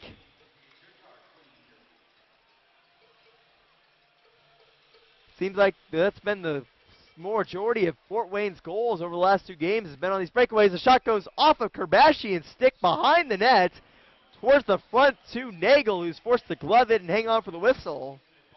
He will hang on for the whistle, and Fort Wayne will get some fresh bodies out there as they had iced the puck before it and were unable to change. Kerbashian out there with Sakaris and Murray, Johnson and Lapine. Fort Wayne will counter with Polini's line. Face off, tied up in the skates of Kerbashian. He gets it back to Johnson now. Johnson trying to send it back behind the net to Kerbashian. He skates out from behind, takes a shot. It gets deflected high off the body of a Komet defender. And Fort Wayne able to clear the zone. Iceman getting across ice as Lapine sends it down low off the stick of Kerbashian. Out of his neck to play it is Nagle. Trying to get it ahead to Beebe, who gets his pocket picked by Kerbashian. Kerbashian gets it to Sakaris down low. Sakaris gets it knocked away from him by Sol. Sol ahead to Condon. Condon looking to get it ahead through the neutral zone to Beebe. Able to prevent that pass off the stick of Johnston from getting through. But Johnson gets it back and now sends it ahead to Sakaris. Sakaris charging through the neutral zone. Bringing it into the offensive zone has Murray, but Murray just missed on the one-timer. And now Condon charging ahead for Fort Wayne. Carrying it into the offensive zone, looking for a passing lane. He's pressured by Rakowski. Goes to the blue line now for Krug, who takes a shot. Save made by Drieger, pops up into the air. And over his net where Rakowski tracks it down. Sakaris will loft it high into the air. It goes off of the glass. And now it'll be taken by Murray. Murray fighting for the loose puck in the corner. Trying to get it freed up to McKenzie. But the Komets take possession and now look to go cross ice for Wallette. It misses him and goes all the way down for icing as Harris touches up for the whistle. 8:11 to go, second period, in a tie game between the Icemen and the Komets. Komets have taken the lead in the shot department, 14-13. Actually, it's even at 14 apiece now, I should say. Lowry to take the draw for Evansville. He's out there with Harvey and McKenzie, Harris and Curry. Face-off won by Fort Wayne. Martin sends it around the net to Krug. Krug looking to get it up the ice to Pastilli. He's pressured there by Harvey. Able to get it on the stick of Martin, holding it in his own zone at the face-off dot. Goes cross-ice to Krug, but he can't corral that pass cleanly. And now his former teammate Matt Lowry dumping it behind the nets. McKenzie following up his check there, but the puck had been played ahead to Wallette. Pastilli now going cross-ice to Krug. Krug trying to work around Curry. Curry doing a good job of getting him off the puck. And now Curry bringing it up the far side, having to dance around the referee. He loses control there to the shot. Off the stick, I believe, of Perlini that doesn't get on nets. Now trying to fight it free. This is Frazee, I should say, as he sends it behind the nets, where Faille will take over. Faille going cross-ice to Daniels. Daniels looking at a shot. Save made by Drieger. And the Icemen are able to clear it as McKenzie gets it out of the zone. Fort Wayne regrouping in their own territory. Leach playing it ahead, but that pass intercepted by Lowry as he dumps it around the boards. Kennedy chasing it down for Evansville. Looking to play it behind the net. Instead, it's Leach taking over. Faille dumping it down the ice. It's gloved down by Johnston. Johnston dishes it to Kennedy. Looking for Hobbs. It goes off of his body and into the Fort Wayne zone where Leach takes over once again. Carrying it through the neutral zone. That is Szydlowski. On a touch pass from Faille. He gets it back. Shoved off the puck by Lapine as it's lofted ahead by Brandon Wong. Wong clears the zone, but Soul gathers it in neutral ice for Fort Wayne. They touch it into the zone through the Komets, but it's cleared once again by Johnston. Lapine, outlet pass, finds the stick of Wong. He can't corral it cleanly, and now Soul will take it behind his own net and come ahead on a rush. Pressured momentarily by Wong. Soul carries it in the offensive zone, takes a shot. It's gloved down by Johnston, who takes the puck now behind his own net. Dishes it up the ice to Brandon Wong. Wong carrying it through the neutral zone will dump it into the Iceman offensive zone and come off on a change. Holding it along the near side boards. Condon gets his pocket picked by Rakowski, who will now take it behind his own net. Gets it ahead on a feed to Sakaris. Sakaris leaves it for Kerbashian. Carrying it in the offensive zone. He goes to Martel, who takes a shot. Blocked in front by Krug. Now Martel getting it back. Looking for a shooting lane, instead sends it down low to Kerbashian. He got tied up in Blazek skates. That's the referee. As it's set behind the net to Kerbashian once again off the stick of Sakaris. He gets it freed up to Lukin now. Lukin over to Rakowski, who takes a shot. That one's going to be blocked in front by Krug, who slid to the ice to prevent that one from getting on to Nagle.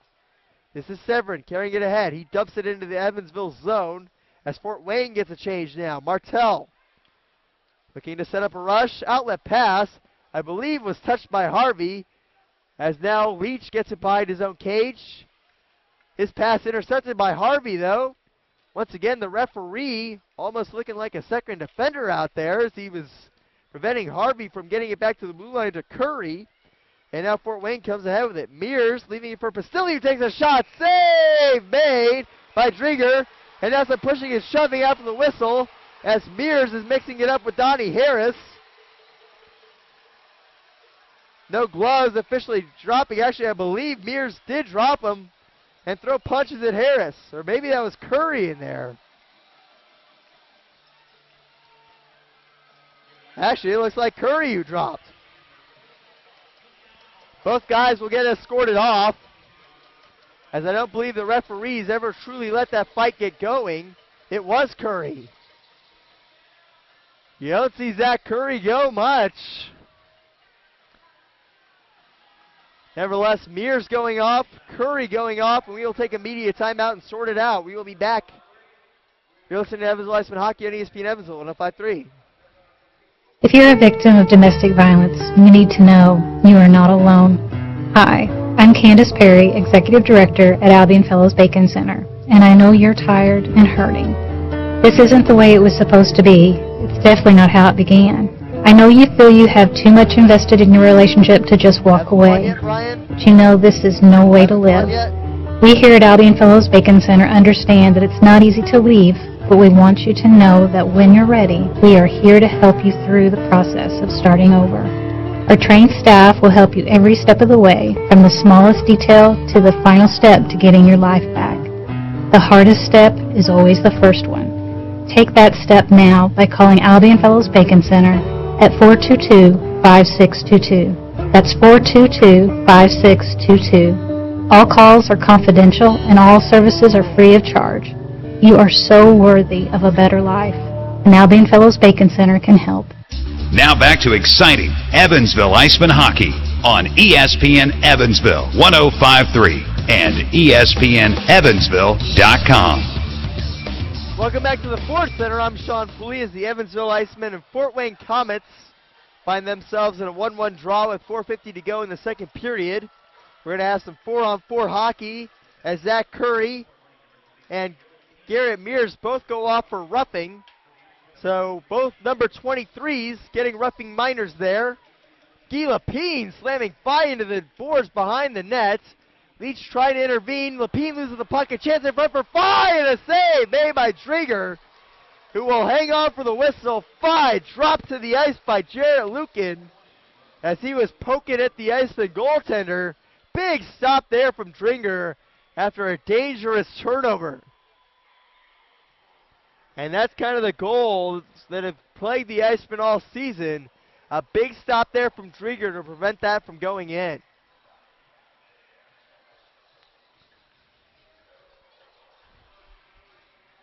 Condon will take the draw against Lukin to Drieger's right. Once again, the Icemen going left to right in your mental picture. Pistilli gets the puck off the draw, looks to send it down low. It gets deflected off of a stick. I believe that was Hobbs getting in there. Now Martell shoves Krug off the puck, gets it ahead to Hobbs, and the Icemen able to vacate the zone. Taking it in is Martin. He gets shoved off the puck there by Martell. Rakowski gets it for Evansville, now carrying it behind his own net. Falls down as he loses an edge. Now sends it over to the other side for Martell. Outlet pass gets it to Lukin, who carries it through the neutral zone. Gets it ahead to Hobbs. Hobbs carrying it into the offensive zone. Working around Martin, centering Fee, but no one there, as Pistilli takes possession for the Komets. Pistilli carrying it into the offensive zone. He's pressured by Johnston. Now Rakowski sends Pistilli to the ice, and Johnston able to bring it ahead. Johnston carrying it into the offensive zone himself. Trying to work around Bartow. Now behind the nets, along the near side boards, Johnston finally gives it to Hobbs, sending it down low for Lukin. Lukin back to Johnston at the point, looking for a shooting lane. Got blocked by Soul, though. And now the Komets come ahead on a rush. This is Condon charging into the offensive zone. Dishes it back to Bartow. Shot saved by Drieger. And the puck comes back along the near side boards where Lapine is able to clear it. Back to the blue line where it's going to be played to Wallet, who carries it into the offensive zone. It'll be just a smidge offsides. Has good pressure there from Evansville. Forced him offsides as Frazee came in ahead of him. Face-off will come just outside the Evansville zone. Evansville will have Kennedy Wong, Harris, and Martell. Fort Wayne waiting to see who they will counter with. It looks like Faille, Leach, Daniels, and Szydlowski. Wong and Faille for the face-off. Wong wins it back to Martell. He dishes to Harris. Harris having a tough time with the pass. Gets knocked to the ice by Faille. He gets it free. Both teams full strength now as Kennedy gets it ahead to Wong. Wong carrying it in the offensive zone. Zach Curry had a step on him, and that will be offsides with 2:43 to go in the second period. Shots 19-18 in favor of the Komets. But the Icemen have certainly held their own in this contest. Attention Icemen fans, did you know the Hoosier Lottery proceeds benefit all 92 Indiana counties? It's true, in the 2013 fiscal year, more than $15 million in lottery proceeds was distributed to Vanderburgh County in payments to winners, retailer commissions, and support for good causes. Off the face-off, it's up behind the net where Harvey will chase it down for Evansville, gets it free to Lowry. Lowry can't play that one off of a couple of skates, as now a big check there sends Mears up into the Iceman bench. Zach Curry dumping him, as now McKenzie gets it back for Evansville. That one hits the linesman Madsen. Lowry looking to go cross ice. Harvey can't put it in. And now Fort Wayne gets it back. Soul gets it along the near side boards. Shoved off the puck by McKenzie. And they go cross ice. Rakowski. Outlet pass to McKenzie. McKenzie now trying to work around a defender. Leaves it for Harvey. Skating around in the offensive zone. Goes cross ice to Martell. Martell looking for a shooting lane. Now gets it over to Rakowski.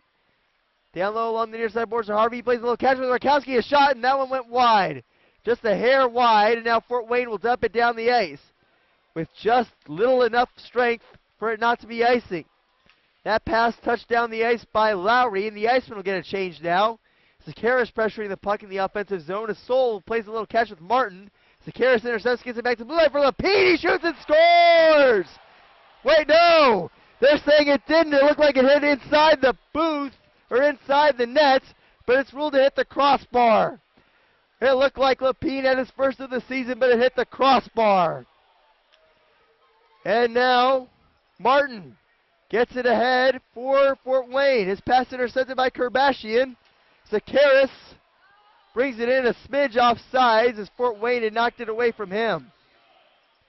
It looked like Lapine had given the Icemen the lead, but it just rattled out. He hit it. It looked like it just crossed inside that crossbar. It looked like it broke the plane. But nevertheless, we remain in a 1-1 tie.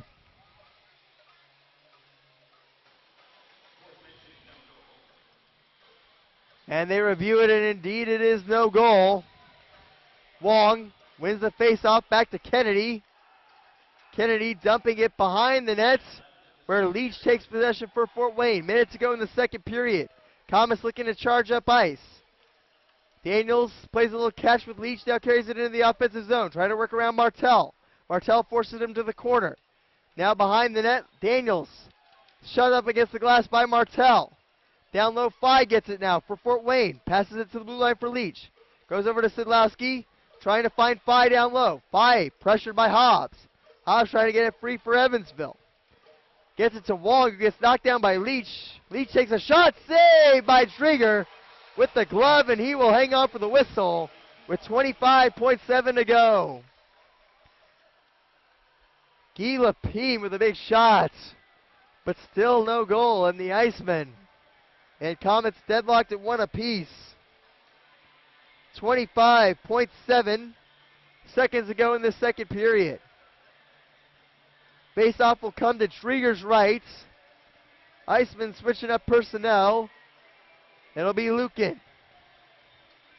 Out there with Lapine, Hobbs, and Kennedy, I believe.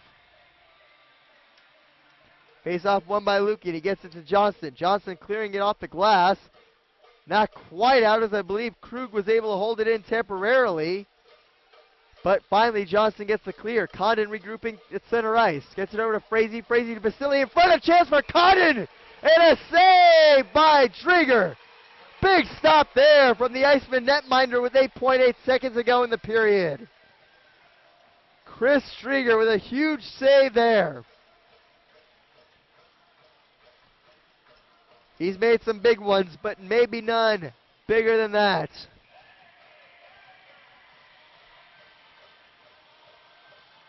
Komets will take the draw. It'll be Frazee going up against Lukin to Drieger's right. Frazee wins it, but no one in the vicinity. It goes all the way down the ice. Krug chasing it down. Pressured by Kerbashian.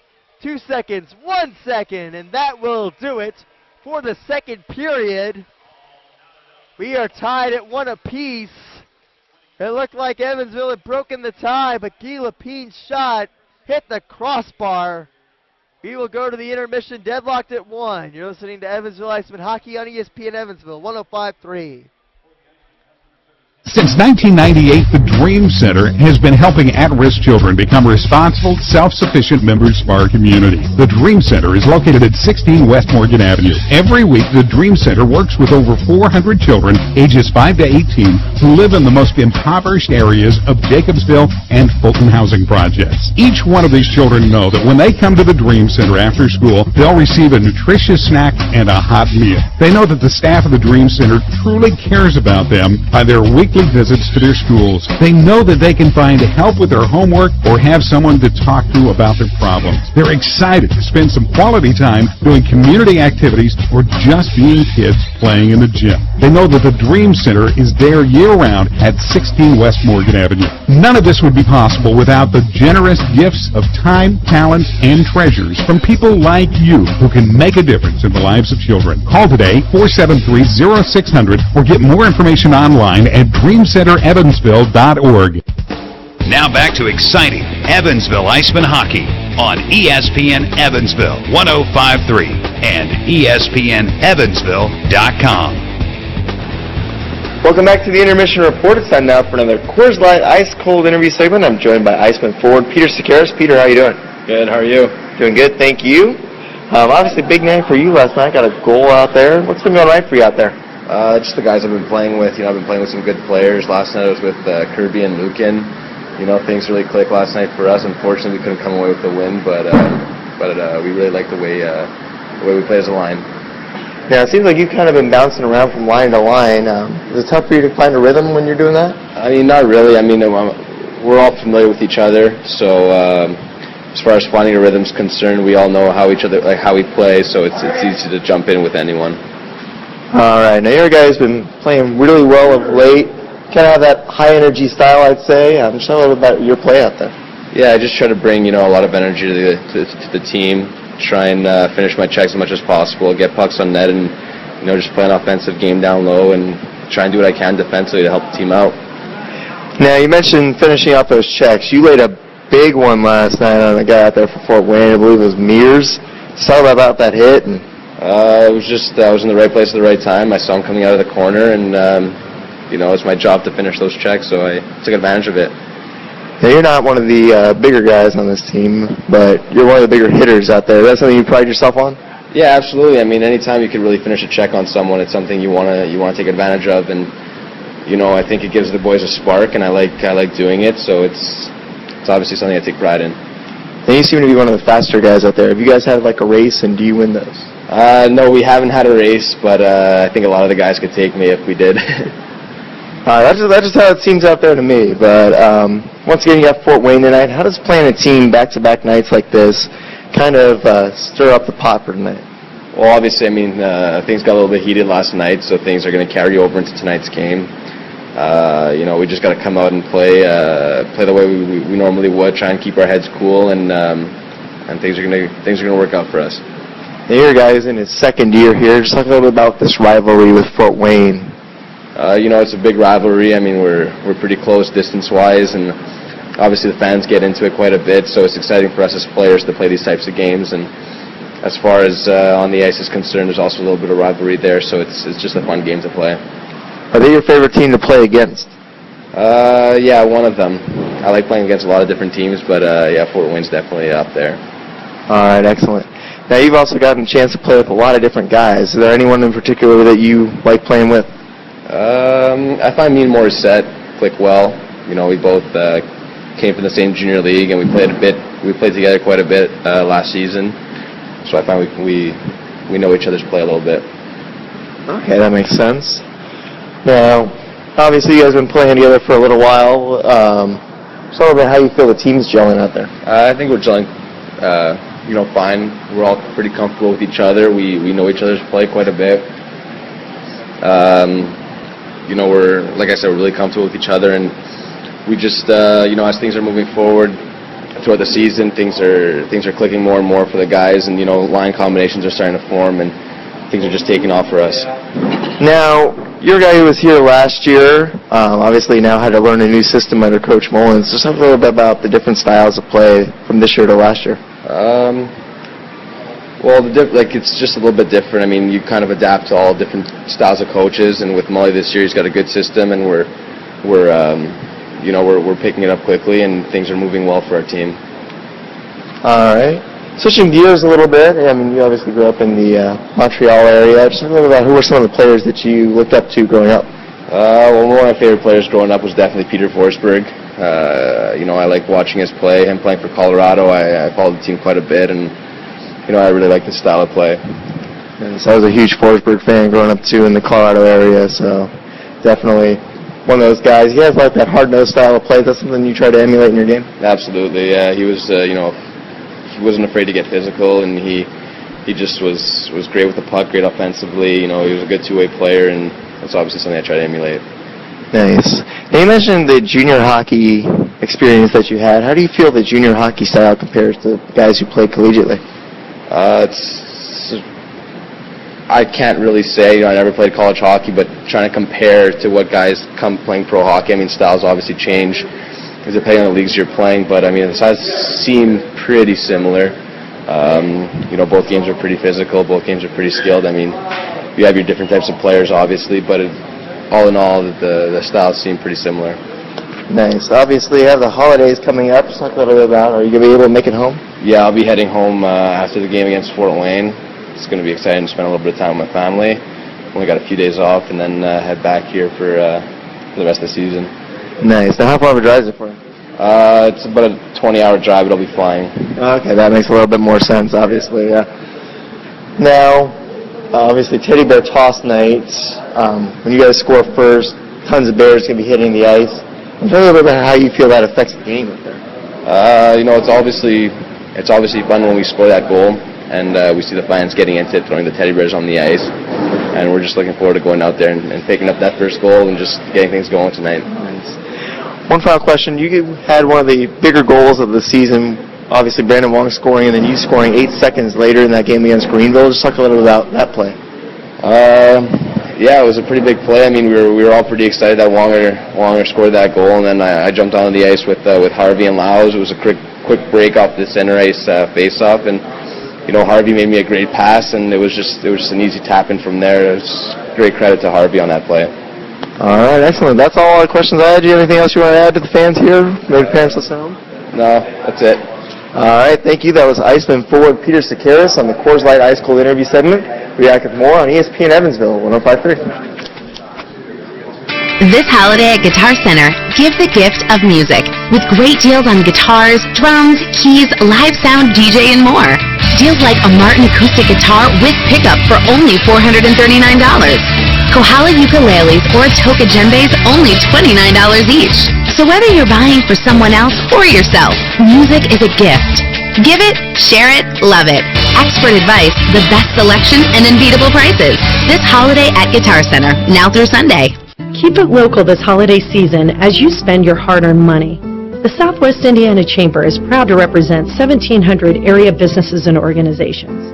Rather than shop online or travel out of town, support local businesses this season. And whether you are buying for family, for friends, or making buying decisions at work, if you keep it local, you are supporting local businesses. And look out for the Keep It Local decals in area organizations, and remember that when you keep it local, you circulate your hard-earned dollar back into our community. Southwest Indiana is home to a plethora of merchants and service providers, giving businesses and consumers quick access to just about anything they might need right here in the Tri-State. Strong and lasting relationships are formed when we keep our dollars local, helping to ensure our economy continues to prosper. Keep it local this holiday season and visit swinchamber.com for more information. Here's a great way to save money at all your favorite area restaurants and stores. SeizeTheDeal.com offers various deals every day from area retailers worth 50 to 90% off the retail price. Sign up today at SeizeTheDeal.com to receive emails on that day's deals and start saving anywhere from 50 to 90% off the retail price. Visit SeizeTheDeal.com today. SeizeTheDeal.com. Now back to exciting Evansville Icemen hockey on ESPN Evansville 105.3 and ESPNEvansville.com. Welcome back inside the Ford Center. I'm Sean Bowie, the Evansville Icemen and Fort Wayne Komets all knotted up at 1 apiece. Icemen trailing in the shots department, 21-14, as the Komets outshooting the Icemen 13-2 in that second period. Nevertheless, the scoreboard remains deadlocked at 1 apiece. The Icemen have been outshot now by 85 in the second period this season. Both teams 0 for 2 on the power play tonight, as the Iceman penalty kill has now stopped 27 of its last 30 power plays. That's 90%, dating back to November 23rd. So the Iceman penalty kill maintaining its strong start this season. Give you a look at what else is going on around the ECHL tonight. The Florida Everblades able to defeat the Indy Fuel in a shootout, 5-4, as the Everblades get another 2 points. Cincinnati Cyclones able to fight off a third period rally from Gwinnett as they pull out a 4-2 win. They led 4-0 going into that third period. Allen all over Brampton by a score of 5-0. Wichita jumping all over Rapid City by a score of 4-0. The Icemen will make their trip to Intrust Bank Arena first weekend, or second weekend I should say, of January. Quad City in front of Tulsa by a 2-1 total. Alaska trailing Idaho 2-1. The Colorado Eagles jumping all over the Stockton Thunder 2-0. That one at the first intermission. Utah at Bakersfield still to come tonight, and 3 games have gone final already, as South Carolina defeats Greenville 2-1 in a shootout. Kalamazoo falling to Toledo by a score of 5-2. Reading upending Wheeling by a score of 2-1.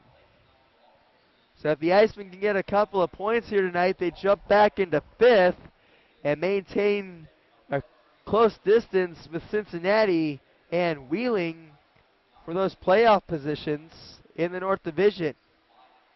Give you a look at exactly how the standings look. Fort Wayne, as I mentioned, leading things. They are now tied with Toledo at 34 points on the season, with Fort Wayne's outcome tonight still in doubt. Wheeling 12 points back, Cincinnati 14 back, Kalamazoo also 14 back, the Icemen 16 back, and the Fuel will get a point tonight to move to 19 back. Florida Everblades, as I mentioned, leading the East Division, followed by Greenville, who got a point tonight. Elmira, who will come here on Wednesday night, is in 3rd place. Reading and Orlando tied for 4th. South Carolina also in that tie, as they have 26 points on the season. And the Gwinnett Gladiators are watching the rest of the division from the cellar. Allen leading the Central Division as they appear to be on their way to their 5th straight win. Tulsa Oilers trying to keep pace. They trail the Americans by 2 there in the Central Division. Quad City, Wichita, Missouri, Rapid City, and Brampton make up the rest of that East or Central Division. In the Pacific, Idaho and Ontario tied atop that division. Bakersfield a point back, Colorado 6 back, Utah 8 back, Stockton 9 back, and Alaska 10 points back.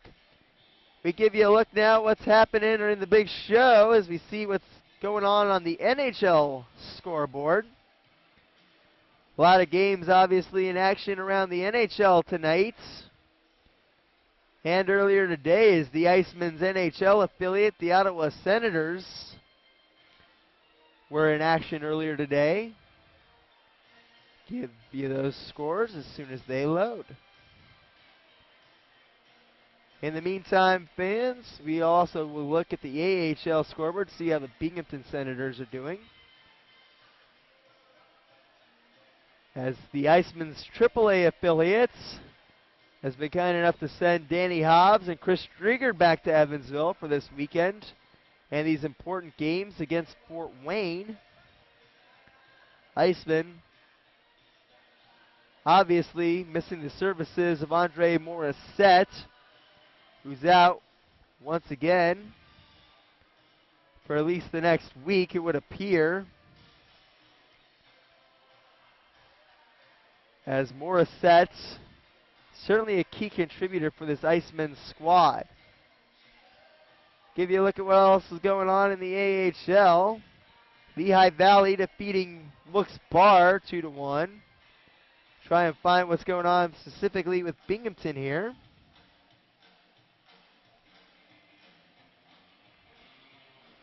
In the meantime, we will give you fans a little bit of an update from the Hoosier Lottery. Attention Icemen fans, what are you dreaming of? The Hoosier Lottery is dreaming of a stronger, safer, smarter Indiana. Since 1989, the Hoosier Lottery has donated more than $4.3 billion to good causes in Indiana. In the fiscal year of 2013, the Hoosier Lottery donated $224 million to these good causes, including $30 million to local police and firefighter pensions. The Hoosier Lottery is something we can all cheer about. Give you a look at the NHL scoreboard now as Arizona leads Minnesota 3-2. Dallas leading New Jersey 3-2. Colorado and St. Louis just about to get underway. The games that have gone final, the Ottawa Senators, the Icemen's NHL affiliate, victorious today over the Boston Bruins 3-2. Carolina falls to Philadelphia 5-1. Buffalo defeats Florida 4-3 in overtime. Toronto defeats Detroit 4-1. The New York Islanders eclipse the Chicago Blackhawks 3-2. Tampa Bay loses to Washington 4-2. Pittsburgh losing to Columbus 4-3 in a shootout. Anaheim upending Winnipeg by a 4-1 final. That's your look around the NHL. We will take a break and be back with the start of the third period. You're listening to Evansville Icemen Hockey on ESPN Evansville 105.3. You've made your list, you've checked it twice, and you still don't have a clue what to buy. You want to get a gift they'll remember, but you don't want to still be paying for it in April. SeizeTheDeal.com has that problem solved with the 12 Days of Dillard's auction. Each weekday through December 19th, SeizeTheDeal.com will auction off a different item from Dillard's with the opening bid beginning at 70% off the retail price. Everything from handbags to appliances and even gift cards. Place your bid now and make this a gift they won't forget with the 12 Days of Dillard's auction at SeizeTheDeal.com. Start your day with Mike and Mike in the morning. Weekday mornings at 5 on ESPN Evansville 105.3. Sponsored by Raven Tire and Auto Service, where you get a complete selection of the best brand name tires in the industry, like Michelin, Goodyear, BF Goodrich, Dunlop, Pirelli, Uniroyal, Hankook, and many more, all at the guaranteed lowest installed price. You receive expert installation and the right maintenance to get the most from your tires mile after mile. Discount tire prices and expert tire and auto service at Raven. Now back to exciting Evansville Icemen Hockey on ESPN Evansville 105.3 and ESPNEvansville.com. Welcome back to the Sports Center. The Evansville Icemen and Fort Wayne Komets deadlocked at 1 apiece as we get set for the final period of play here.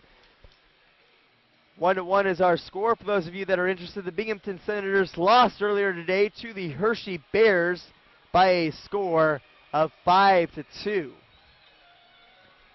Evansville getting set for the third period. Daniel Johnson and Guy Lapine at the blue line. Lowry, Harvey, and McKenzie up front. They will go up against Faille, Szydlowski, Daniels, Leach, and Wallette.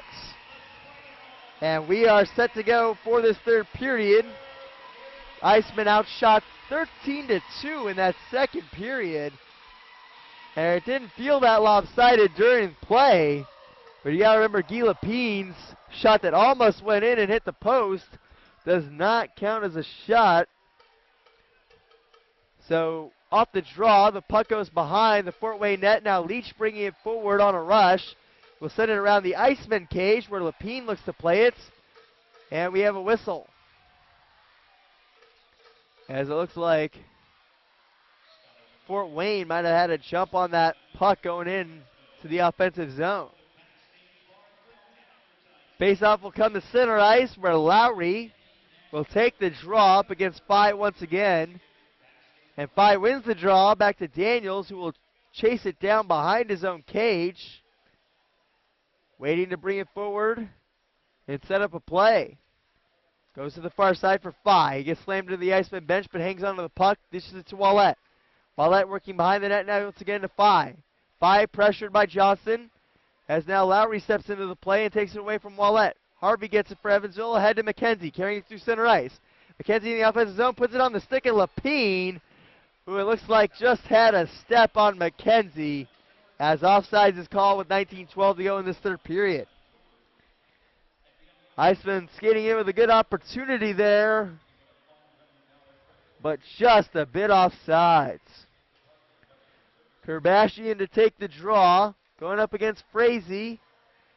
Frazee works it back into his own zone for Bartow. Actually, that's Martin getting it ahead.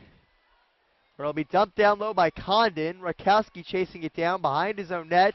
That pass intercepted, though. Across ice speed, can't find the stick of Pastilli. Centering feed, a chance in front for Frazee, and a save made by Drieger. Icemen able to poke it away from the front of the net off the stick of Sakaris. Another shot from Martin from the blue line, and a save made by Drieger. Drieger with another big body stop, and he will hang on for the whistle at 18:43 to go in this third period. Big stop there from Drieger. He's played one heck of a game. Wong will take this face-off with Hobbs and Kennedy, Curry, and Martell. Out there against Frazee's line. Wong wins the draw back to Martell. Martell carrying it up the far side boards, gets it out of the zone to Hobbs. Kennedy now trying to poke check it away from a man, but they get it back to Martin inside the Fort Wayne zone. Martin looked to set up another rush, gets it to Krug, who will dump it. All the way around the net it goes. Hobbs trying to hang on to it along the near side boards. Front check from Frazee, knocks it away from him. Now Kennedy entering the fray. Gets it loose to Hobbs. Hobbs unable to clear it, though, as Bartow holds it in. Icemen finally get it freed up as Kennedy will send it down the ice. Long will chase it down. Soul there first for Fort Wayne, getting it up ahead along the near side boards. Severin clearing it as Harris gathers for Evansville. It'll be dumped down the ice where Johnston sends it on to Nagle. Now trying to fight it free along the far side corner. Fort Wayne gets it ahead as away comes Mears, carrying it in the offensive zone. Leaving it now for Severin. Severin trying to weave his way around defenders. Goes to the far side corner. Sends it to Mears. Back to a shot from Soul and a save made by the leg pad of Drieger. He goes to the corner where Mears is mauled by Lowry. He loses his helmets. Is forced to come off. As now the Icemen get the puck back. Johnston corralling it in his own territory. Bringing it ahead. This is McKenzie through center ice. Dumping it down behind the Fort Wayne net. Nagle leaving it for Daniels. Trying to work around the pressure, but the Icemen steal it away from him. This is Hobbs. Hobbs trying to fight around a couple of Fort Wayne defenders, but the Komets get it back. Wallette carries it through the neutral zone and dumps it behind Drieger's cage. A chance in front off the rebound, but a nice job there by Martell to take away the shooting lane. And now Hobbs will send it behind the Fort Wayne net on a dump-in. Kennedy trying to work it free along the far side corner. And now Wallette sends it towards the front of the nets, where the Icemen almost intercepted it. But nevertheless, Fort Wayne able to get it freed up. Szydlowski carrying in the offensive zone for the Komets. Throws it towards the front of the net, but Faille was not quite in position. He gets it back for Fort Wayne. Lapine carrying it ahead for Evansville now as he took the puck away. Loses the puck. And it would have been offsides anyway as Hobbs had brought it in well after Lapine had entered the zone. But he did not get it in the zone cleanly as it will be dumped behind the net once again by Wallette. Back there to get it is Johnston for Evansville. Johnston sending it ahead to Kerbashian on an outlet pass. Kerbashian goes to the far side now for Sakaris. Sakaris taken out of the play by Martin, but who eats a check now from Sakaris. Nevertheless, Martin able to work around the check and get it ahead to Frazee. Frazee with a shot. Shoulder save from Drieger. And now Sakaris trying to get the puck back for Evansville. It goes behind the Icemen net, where Krug will hold it in along the near side half boards. Almost losing it there are the Komets, but they get it back on the stick of Pastilli. Lowry knocks to the end. Actually, that's Murray going down, as now he will get the puck back for Evansville along the near side boards. Loses it to Krug. Krug ahead to Bartow. He sends it down the ice, where Drieger will come out of his net to play it. He leaves it for Donnie Harris. Harris looking to get it ahead to Lowry. Lowry carrying it in the offensive zone, gets taken off the puck, but a chance for McKenzie. He hit the post.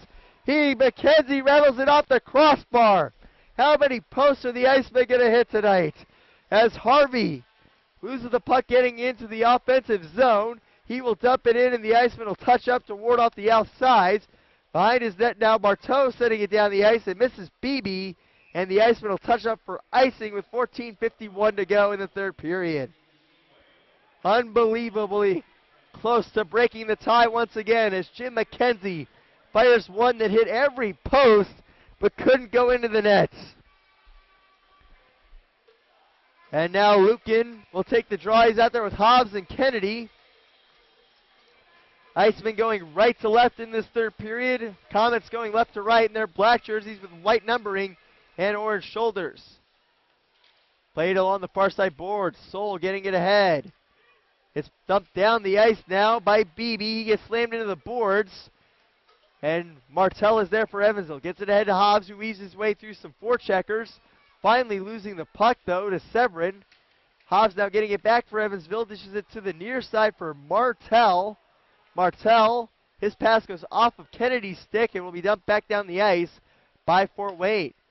Johnson looking to get it ahead to Lukin. That pass intercepted by Faille. Touch pass to Daniels, who carries it in the offensive zone. Daniels carrying it around the Iceman net. Working out the check of Martell. Plays a little catch with Leach. Now gets it down low to Szydlowski. Back up to the blue line for Daniels. Dishes to Szydlowski, carrying around defenders. Working over to the far side to Leach. Leach takes a shot. It trickles onto Drieger after the deflection from Mollett. But Drieger makes another big save. We will take our first media timeout of the third period, and the Evansville Icemen still without a shot in the final frame. You're listening to Evansville Icemen Hockey on ESPN Evansville, 105.3. The Christmas shopping season has arrived, and unfortunately, this brings out the Grinch in some of our fellow citizens. I'm Billy Boland with the Evansville Police Department, and along with our partners, Bennett Motors, Audubon Chrysler Center, and Town Square Media, we would like to encourage you to choose not to lose your valuables. While out shopping, carry as little cash as possible, lock your vehicle, and keep valuables and gifts locked in a trunk or hidden. Around your house, keep your doors locked and don't display gifts where they can be seen from outside. When out for the evening, leave your lights, radio, or TV on to give the appearance that someone is home. Choose to beat the Grinch this Christmas season. Here's a great way to save money at all your favorite area restaurants and stores. SeizeTheDeal.com offers various deals every day from area retailers worth 50 to 90% off the retail price. Sign up today at SeizeTheDeal.com to receive emails on that day's deals and start saving anywhere from 50 to 90% off the retail price. Visit SeizeTheDeal.com today. SeizeTheDeal.com. Now back to exciting Evansville Icemen Hockey on ESPN Evansville 105.3 and ESPNEvansville.com. Welcome back to the Sports Center, where 6,324 fans have packed in tonight, and it feels like a lot more than that even. Fort Wayne wins the draw. They are tied with the Evansville Icemen 1-1 in this third period. I'm Sean Pooley, live at the Ford Center. Icemen get the puck back and now get it ahead. Wersky played out of the Iceman zone by Jim McKenzie. Fort Wayne gets it back, sends it deep into their own territory where Daniels will gather it. Looking to bring it ahead with Szydlowski. Touch pass to Leach, carrying it out of his own zone, turns it around, goes to Daniels. Outlet pass to Szydlowski, who will ship it down the boards, where Lapine will play it ahead to Harvey. Harvey lofting it down the ice, where it will be taken by Martin over to Krug as they go D to D. Outlet pass deflects off a Faille stick and into the crowd. And we will have a whistle with 13:12 to go in this third period. Iceman fans, are you still searching for the perfect gift? Look no further than Sweet Delicious Kettle Corn. I had some today, and it was absolutely fantastic. Available in original or white caramel. Sweet Delicious Kettle Corn is made locally and is the perfect gift for the foodie on your holiday list. Visit them online at sweetteakettlecorn.com or give them a call at 812-789-3124. Iceman get the puck off the draw. Rakowski getting it ahead to Sakaris. It goes off of his stick and into the netting, and play is once again stopped. 13:01 to go here, third period. Iceman being outshot by Fort Wayne, 27-14. Nevertheless, the Komets and Icemen remain deadlocked at one apiece. In fact, the Icemen held the shot advantage after the first period, 12-8. But since then, the Komets have fired 19 shots on goal compared to the Icemen's 2. Puck played off the skate of a Fort Wayne defender. It goes back to the Evansville blue line. Iceman able to send it back to the Fort Wayne blue line, but the Komets get it back. There's a shot from Frazee. He carried it into the offensive zone, but a save made by Drieger. Now Condon getting it back for the Komets. Circling around Drieger's net, gets it to the blue line for Martin. Martin sending it back behind the nets where Martell takes over for Evansville. He gets his pocket pick, though, by Pastilli. Pastilli looking for a shooting lane, carrying it ahead. Gets it towards the center of the zone for Perlini, but yeah, can't get a shot off cleanly. Now Pastilli getting it back. Takes a shot. That one hit the side of the net. Rakowski getting it back down for Evansville. Looking to bring it ahead to Kerbashian. Kale carrying it in the offensive zone. Trying to weave around Martin. Loses control of the puck. Able to ward off Martin and get it back. Now Martin knocks Kerbashian down the ice. And that will be a penalty, as I believe he caught him with an elbow. Penalty coming here on Martin, as he will go off. And that is indeed the call. It's got to be an elbow, as he hit Kerbashian high with the elbow. You can't do that, as James Martin goes off for the second time in this game. He had a tripping minor earlier in the first that gave the Icemen a power play. The Icemen 0 for 2 on the man advantage so far. Long to take the draw. He's out there with McKenzie, Kennedy, Lukin, and Johnston. Puck comes back to Lukin, who sends it over to Kennedy. Kennedy trying to get it on the stick of McKenzie. It trickles on to Nagle, who plays it to the Kennedy along the far side boards, where the Icemen will take over. Holding it in is Wong. Wong getting it over to Kennedy. Kennedy now back to Wong along the far side half board. Centering feet for McKenzie. It goes off of his skate to the near side blue line where Lukin holds it in. He looks to play a little give and go with Kennedy, but the return feed misses Lukin's stick. And now Johnston forced to chase it down behind the Iceman net. Johnston pressured there by Faille. Leaves it for Lukin. It's actually ruled roughing on Martin, as he gets it ahead to the Iceman on the stick of McKenzie. He loses control, and Leach will dump it down the ice. Looking to chase it down now for Evansville is Johnston. Johnston fighting Frazee for the loose puck. They get it a chance in front, and a save made by Drieger as Condon was charging hard in the play.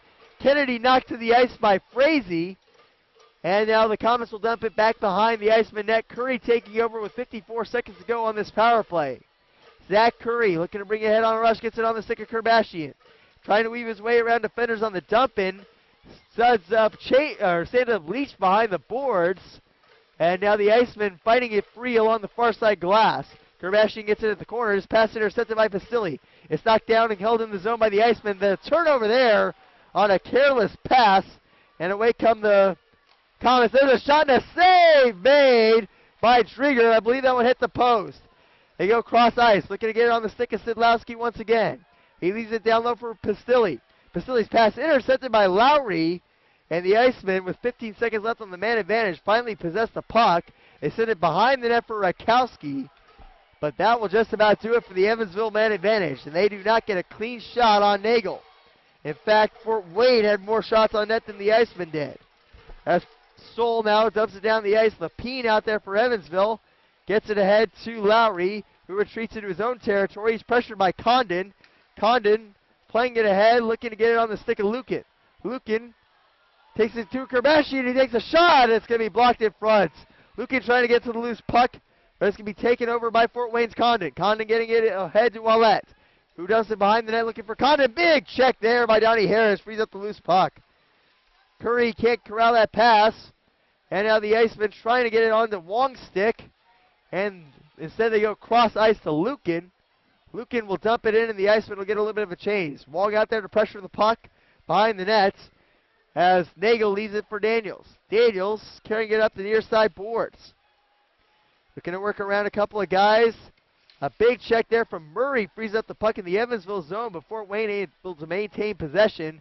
That pass from Martell intercepted, and now Ouellette gets it back. Skating even with the goal line, trying to wrap it around on Drieger. But a nice poke check there from the Iceman goaltender. Keeps it out of the front of the net. That one goes through the legs of someone onto Drieger. But a save made by the Iceman goaltender, who's playing a great game. Still, no shots in this third period for the Icemen, despite the late power play. Fort Wayne leading in the shot department, 28-14. They now have 19 of the last 21 shots in this game, as the Icemen the Icemen offense, it feels like, has gone too much to a dump and chase style and not nearly enough carrying the puck in the zone and not enough puck movement once they get in the zone. Icemen getting it ahead as they bring it off the faceoff. Kevin Harvey carrying it into the offensive zone, trying to weave around Bartow. Harvey fighting for the puck now in the corner. It's going to be Lowry trying to send it down low, where Bartow will take over for Fort Wayne. A nice job there by Johnson to hold the puck into the zone as the Komets get it back once again behind the net. The clearing attempt is intercepted. A shot and a save made as Lowry's chances denied there. Another chance for Lapine. He sent it wide. Lowry off of a great feed, unable to put it home as Nagle comes up with a big stop. Johnson sending it to the near side boards, looking for McKenzie. He gets to the puck now as he gets it poke checked away from him by Perlini. He's lofted up into the air. Johnson takes over in his own zone. Plays catch with Curry, who will bring it ahead for Evansville. He loses it in the referee's skates. And now Condon carrying it in the offensive zone for Fort Wayne. Condon looking to make a move. Sit up along the near side half boards. There's a shot from Frazee. Put it wide. Now Martin taking it in. Will hold the zone. Sends it behind the net where Harris and Condon do battle for the puck. It comes loose to Frazee. Frazee gets it back to Krug at the blue line. Krug works it down low to Frazee. A shot and a save made by Drieger on that low angle attempt. Now it's played ahead to Sakaris. He carries it in the offensive zone. Trying to work around a defender. He leaves it for Kerbashi. He throws it towards the front of the net. A save made by Nagle. Charging hard there was Sakaris, and if there had been a rebound, he would have been there to get it. But a big stop there by Nagle as he denies the rebound attempt and hangs on for the whistle. Fans, don't forget to join us on Wednesday night as the Icemen will take on the Elmira Jackals. It'll be student ID night. So all you students listening, bring your student IDs, and you'll get $13 goal zone tickets. It's a great deal, a chance to heckle the goalie. So come on out to another exciting night of Icemen hockey on Wednesday night as the Icemen and Jackals do battle to wrap up their season series. Looking to play it ahead. The Komets get it on the stick now of Wallette. They bring it in the offensive zone. Kennedy trying to fight it free around a man. He gets it ahead to Hobbs. Hobbs trying to clear it. It's going to be gloved down by Daniels, who holds the zone. Hobbs doing battle now behind the net. Rakowski trying to get it free. It goes off of Drieger's body from behind the net. Daniels with a shot. It gets blocked by Hobbs and up into the netting. We'll take a break. Icemen and Komets tied at 1 apiece. You're listening to Evansville Icemen Hockey on ESPN Evansville, 105.3. Hi, I'm Candace Perry, Executive Director of Albion Fellows Bacon Center. The mission of Albion Fellows Bacon Center is to eliminate domestic and sexual violence in our communities through advocacy, education, support services, and collaborative partnerships. We can't do this alone. Our dedicated staff relies heavily on volunteers, and we are so grateful to those who donate their time to be a part of the solution. Volunteers are essential to the services we offer, and the need is so great. Our volunteers are made up of not only individuals, but also businesses, community, and church groups.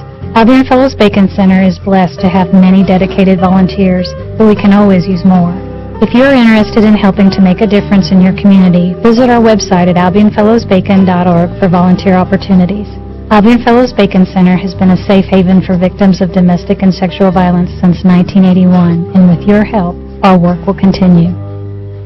Now back to exciting Evansville Icemen hockey on ESPN Evansville 105.3 and ESPNEvansville.com. Welcome back to the Sports Center. I'm Sean Flee. Icemen is tied with Fort Wayne right now, 1-1. A shot attempt from Faille. It hit Wallette and eventually trickles on to Drieger, who makes another big save. Faille's first attempt was blocked by, I believe that was Curry, who hit the deck. A big stop there from the Icemen and a great job. Actually, it was Lowry who dove in the way there to prevent that attempt. Icemen will get some new bodies out there. There'll be Johnston out there with Lukin, Lapine, Sakaris, and Kerbashian. They'll go up against Frazee's line. Face off now to Drieger's right. Lukin to take the straw. Going up against Frazee. Face off. Eventually goes to Frazee As he gets it to Condon, now gets it back from Condon. Tries to get a backhanded shot on the Drieger, but it's blocked by Lukin.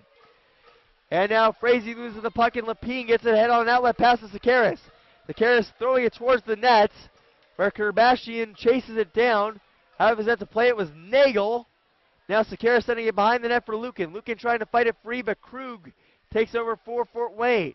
He dumps it into the bench area, and we'll have a whistle as the faceoff will go back into the Icemen offensive zone. So it looks, once again, 6,342 fans here tonight, and it felt like it was a lot more than that. A great crowd here at the Ford Center. They've been loud all game long, and have certainly energized this Icemen team. If they can get some more shots, the Icemen may have a chance to pull this one out. Lowry takes the draw, wins it back to Harris. Harris takes a shot. It goes wide. And now a huge check there as Kevin Harvey flattens a man. Now Harris getting it back to Harvey. Actually, the big hit was laid by Zach Curry. Curry flattening Mears. It is big of a hit as you will see. As he landed on top of Mears, all I saw was the two. Iceman able to clear out of the zone where Bartow will dump it back in. Trigger leaving it there for Curry, who sent Mears off to the ice with his big hit. Curry playing the lumber all game long. A lot more physical game from him. He retreats behind his own net to get the puck off of a Fort Wayne dump-in. Losing the puck there was Sakaris, but now he gets it back. Charging in the offensive zone. Looking for a shooting lane against his pocket, picked by Leach, who's able to clear for Fort Wayne. Rakowski now sending it back in the zone. Sakaris trying to give chase, but the Komets get ahead. 2-on-1 chance if they hurry. While that knocked down from behind by Rakowski, and the Icemen get it back on a big play there by Rakowski to get back in the play. Icemen dump it down and get a fresh defensive pairing out there. Lukin pressuring the puck. Komets getting ahead to Wallette. He enters the zone. Looking to get it to Szydlowski. Can't get it around Rakowski, though. Now Kerbashian working against the man. Can't get it past Leach. It's shot up into the air. Sakaris giving chase once again. But the Komets get it ahead to Wallette. Wallette going to the far side for Szydlowski. And that'll be offsides as Faille beats him into the zone. And that's a big offsides call as the Icemen had a few tired forwards out there. 1-1 our score, 4:41 to go, third period. Fans, don't forget, if you're still searching for that perfect gift, look no further than Sweet Delicious Kettle Corn. I had some today and it was fantastic. It's available in original or white caramel. Give them a call at 812-789-3124. Iceman playing ahead off the draw. That pass wide to Kennedy, and now Krug takes over at his own zone. Krug holding it behind his own net, looking to slow things down momentarily. 4:24 to go in the third. The former Iceman gets it ahead now as Martin will dump it in. Behind the net, Trieger playing it for Evansville. Leaves it for Johnston. Johnston playing it to the far boards, where Wong will do better for the loose puck. Johnston loses an edge. Now Lapine gets it back for the Iceman. Looks to get it on an outlet pass, but instead it goes all the way down for icing. And the Icemen will have an own zone faceoff with 4:04 to go in this third period. Fans, don't forget to head on over to Subway for the big hot pastrami sandwich. Pepper crusted pastrami, tangy mustard, and pickles. For limited time only in participating Subway restaurants. Subway, eat fresh. Face off to Drieger's left. As looks like Wong to take the draw. It's going to be won by Fort Wayne. Krug looking to tee up a shot. Instead, looks to pass it. It went off the skates of Wong. Hobbs taking it in for Evansville on the far side boards, carrying it in the offensive zone. Hobbs dishes to the front of the net. Kennedy, it went off of his skates. Hobbs knocked down. Kennedy gets it back for Evansville. Throws it towards the front of the nets, but Rakowski had cut down low and was unable to hold the zone when the pass came back up top. Gets it back in the zone as Hobbs throws it towards the front of the net. Nagle deflects it to the corner. And now Hobbs leaves it there for Kennedy. Kennedy turns around and fires. That one hit a body in front. As I believe that's Frazee pressuring Hobbs behind the net now. Hobbs stood up there by Martin. Gets it to Kennedy. Kennedy back to the blue line for Rakowski. Rakowski takes a shot. It gets deflected high into the air. Now behind the net. Wong with a low angle shot. Save made by Nagle. And it's played to the near side corner to Mears. Mirrors ahead to Severin. He gets planted again by Kennedy. And now Rakowski picks the pocket of Severin. Gets it ahead now to McKenzie. McKenzie charging in. Takes a shot. He gets knocked to the ice. And that will be a penalty coming here on Fort Wayne. Jim McKenzie losing his stick there. I got to believe a slash is coming. Let's see if that is indeed the call. Let's see who the guilty party is. That's a hook. Hooking the call. Looks like Leach the guilt. Actually, that's Perlini, the guilty party. So the Icemen will get a key power play here with 3 minutes to go in the third period. 1-1 our score. Can the Icemen break this tie on the power play? It looks like we are going to have a timeout here as Coach Mullins will draw up a play with 3 minutes to go. Attention Icemen fans, what are you dreaming of? The Hoosier Lottery is dreaming of a stronger, safer, smarter Indiana. In the 2013 fiscal year, the Hoosier Lottery transferred over $224 million to good causes, including $30 million to local police and firefighter pensions. The Hoosier Lottery has given more than $4.3 billion to those good causes in Indiana since 1989. The Hoosier Lottery, now that's something we can all cheer about. And fans, once again, don't forget to get some of that sweet, delicious kettle corn. You get a giant bag of it for just $5. Check out their website at sweetdeliciouskettlecorn.com. Sweet, delicious kettle corn.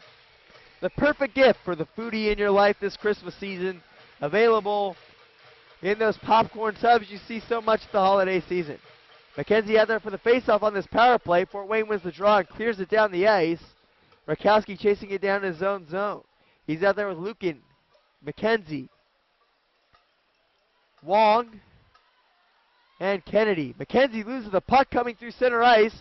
Rakowski plays to the far side boards. Faille takes over, takes a pass off of Kennedy's skates. It bounces to Bartow, gets it ahead to Szydlowski. Szydlowski carrying it in the offensive zone. He loses control as Kennedy takes it away from him.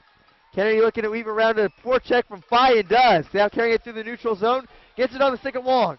Wong loses control temporarily. Now stops, works around the pressure of Faille, gets it to Rakowski, the blue line. He sends it down low to Kennedy. Kennedy over to Wong along the far side. They get it back to Rakowski. Rakowski over to Lukin. Back to Rakowski at the point. He goes to the far side for Wong. He goes off of Brandon's blade up into the glass. And now Bartow tries to clear. There's a shot from Rakowski. Kennedy can't deflect it in. Nagle knocked to the ice as McKenzie was there as well, as it's going to be dumped down the ice. Fort Wayne gets the clear with 50 seconds to go on the man advantage. Rakowski retreating into his own territory to get the puck. Looking to set up a rush with 42 seconds to go on the man advantage. Minute 40 in the third. Looking to play it to Hobbs. Dumped down the ice once again by Fort Wayne. This time on to Drieger. He will hang on for the whistle as Pastilli was charging hard. And we will have a whistle and a face-off coming in the Icemen offensive zone with just 32 seconds left on the Icemen power play. You noticed it during that power play. It felt like a lot of guys were just kind of standing around.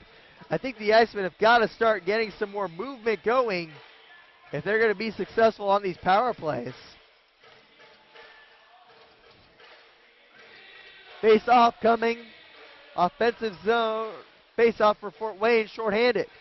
Face-off won by the Icemen as they play it behind the net to Johnston. Johnston looking to set up a rush with 1:26 to go in this third period. Kerbashian now carrying it in the offensive zone. Trying to work around Leach, but instead it's going to be played on to Nagle, who deflects it towards the corner. Now Hobbs with it. Hobbs gets it taken away from him by Frazee. They get it down low, but it's going to be goes off the skates of Kerbashian and dumped down the ice by Fort Wayne once again. Just 7 seconds left on this power play, and now Johnston recovers it. And that will do it for the Iceman man advantage. Perlini coming on.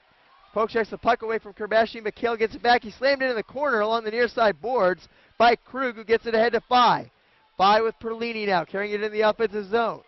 Pressure there by Lapine, who gets it down low to Curry. Curry shoved off the puck, but is able to get a play as he went to the ice to Hobbs. Hobbs dumping it on to Nagle, and the Iceman will get a change. 34 seconds to go in regulation. Komets looking for an outlet pass, but a turnover off the stick of Krug. There's a shot and a save made on Lucan's chance. A shot from Lapine goes wide. Lucan getting it back down for the Icemen with 24 seconds to go. Harvey with it along the far side corner. Gets his pocket picked by Martin. Martin getting it ahead to Faille. Faille will dump it down with 10 seconds to go. Lapine trying to play it, and Szydlowski getting possession. He's stopped by Donnie Harris. Lapine gets it now for Evansville. He will play it up the near side boards to Harvey, who will touch pass it to Harris as time expires in this period. That will do it for regulation. We will go to overtime. Sudden death overtime coming up. Icemen and Komets tied at 1 apiece. What a period of hockey we saw there. Icemen with some good chances, but it seems like they've been hitting the post all game long. Fort Wayne with some good chances too, but Chris Strieger's playing a great game. He stopped 29 out of 30 so far. His counterpart, Pat Nagle, has stopped 19 out of 20 as the Icemen unable to cash in on a late power play as they once again continue to struggle on the man advantage on home ice. A crowd of 6,324 fans trying to will their Icemen to an overtime victory here, with this game going to overtime. Fort Wayne will still maintain their lead in the North Division regardless, and no matter the outcome, share at least a tie of the league lead with the Florida Everblades.